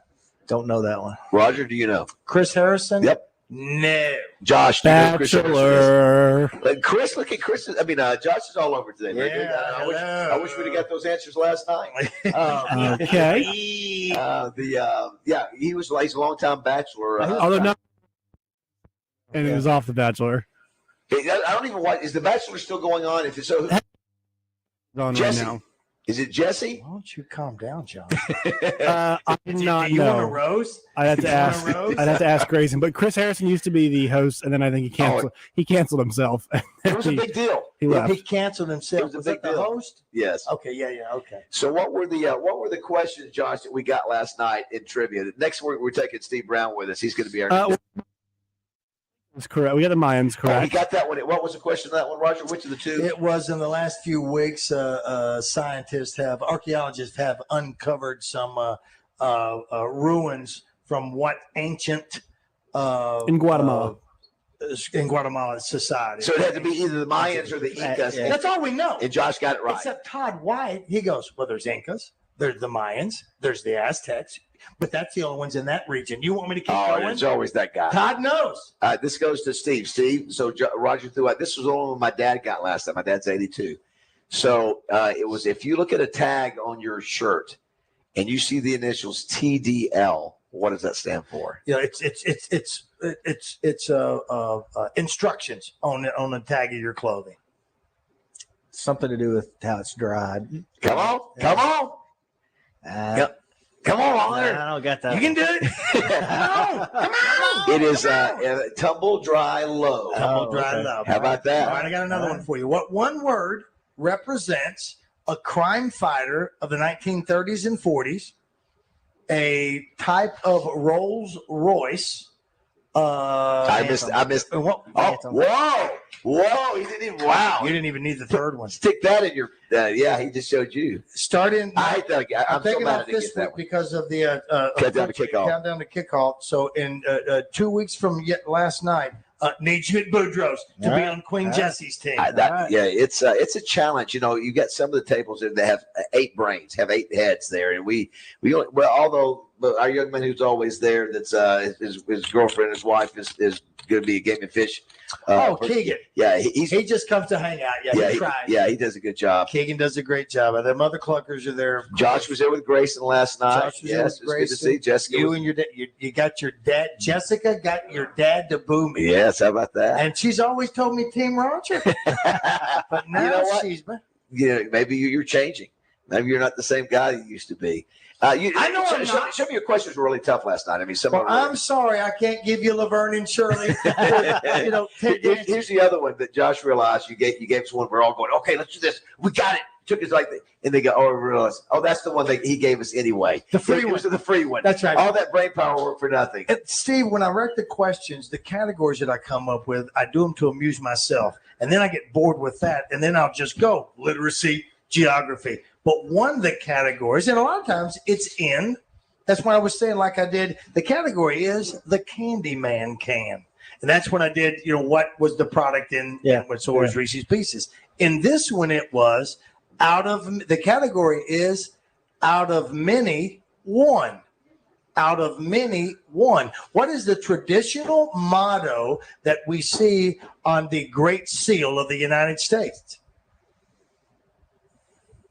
If you get pluribus unum. Look at you. There you go. Look at you. Did you? Here's the deal. Are you 4.0? No. Steve.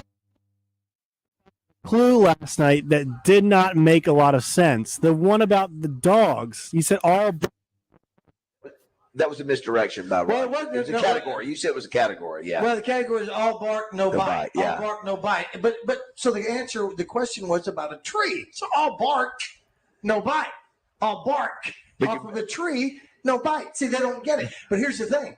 Out of many, one is the English translation of E pluribus unum. So I gave you the answer right there. A smart man as yourself would do that. Someone who wants to boo his buddy. Well, you know what? Not everybody can be Steve Brown. And let me tell you something. Answers. The guy is getting ready to be head over multiple Alcoa Q. I don't know. I don't know if he has time. He's playing so much golf with you and the Hendrickses. I know. Listen, Steve, he and I have the same driver, but his work's different than mine. His balls go further than mine. Let's take a break. We'll come back, wrap things up here. Come by and see all the folks here. They're good folks, and obviously this is a new step for them, a new location. After how many years at Benton altogether now? So over 65 years in Benton. Wow. Yeah, holy cow. Yeah, since 1957. The Beckett community is we're really almost like the medical community here in Central Arkansas. We've got great people like you and banks here in Central Arkansas and medical. I mean, really good quality people. Your staff here is super nice. That's what it boils down to. I think it's about the people you have. Who you trust. Yeah. I mean, absolutely. Things are, you need somebody you can talk to and have someone stay on top of all what's going on, whether it be for a mortgage, whether it be for a car, or if you do need to do some remodeling, or if you want to go get a boat or a jet ski. We'll come back and wrap things up 9:50. Mayhem.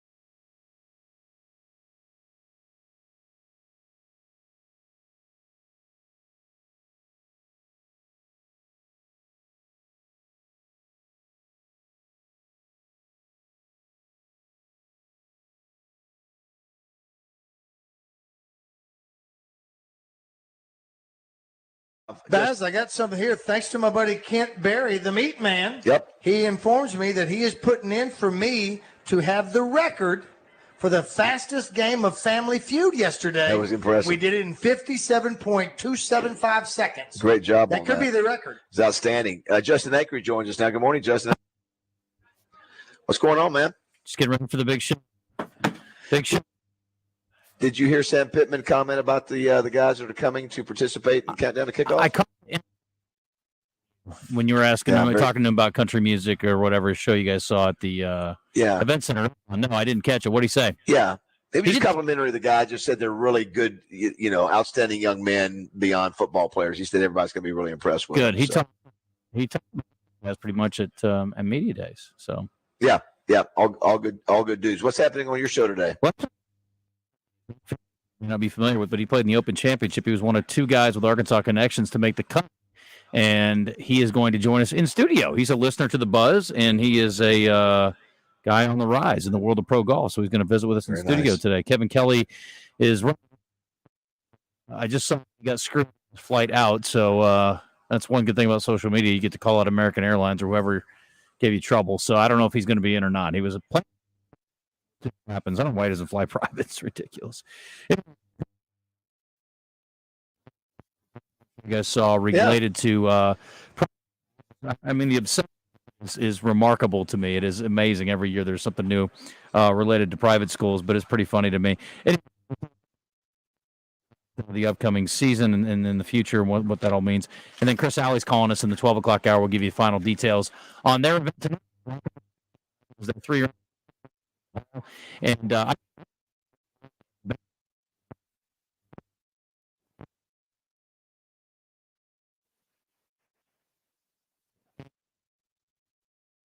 what is tonight? It's going to be a blast. Start at 7 o'clock. Yes. We will be actually. Congratulations to Rock and Roll Sushi, though. Yeah, that is the new playoffs. I mean, that's Basil now. Steve, thanks for having us out today. Thank you, appreciate Steve. it. Yeah. Oh, here. Sorry about that. No, thanks, guys, for being here. We really appreciate it. CoreCommunityFCU.org. That's it. They can find out everything they need to find out from the loans and all that. And even Greg Kelly said, look, if a loan officer jumps out of a plane, she's not too afraid to give him a loan. That's right. That's right. So she'll do that. Roger, we are headed to Heber Springs tonight, and we'll be broadcasting live from one of the most beautiful places in the state. That's where we're scouring the state this summer of adventure. It could be at Murfreesboro. It could be at Heber Springs. It could be at the Arkansas State Police Training Headquarters. Absolutely. We're going there. Morning Mayhem is going there. From Sheridan to Heber Springs. And we appreciate you listening. Thank you, Steve Brown. Yeah, Thanks, guys. we'll talk to you tomorrow. Zone's up next.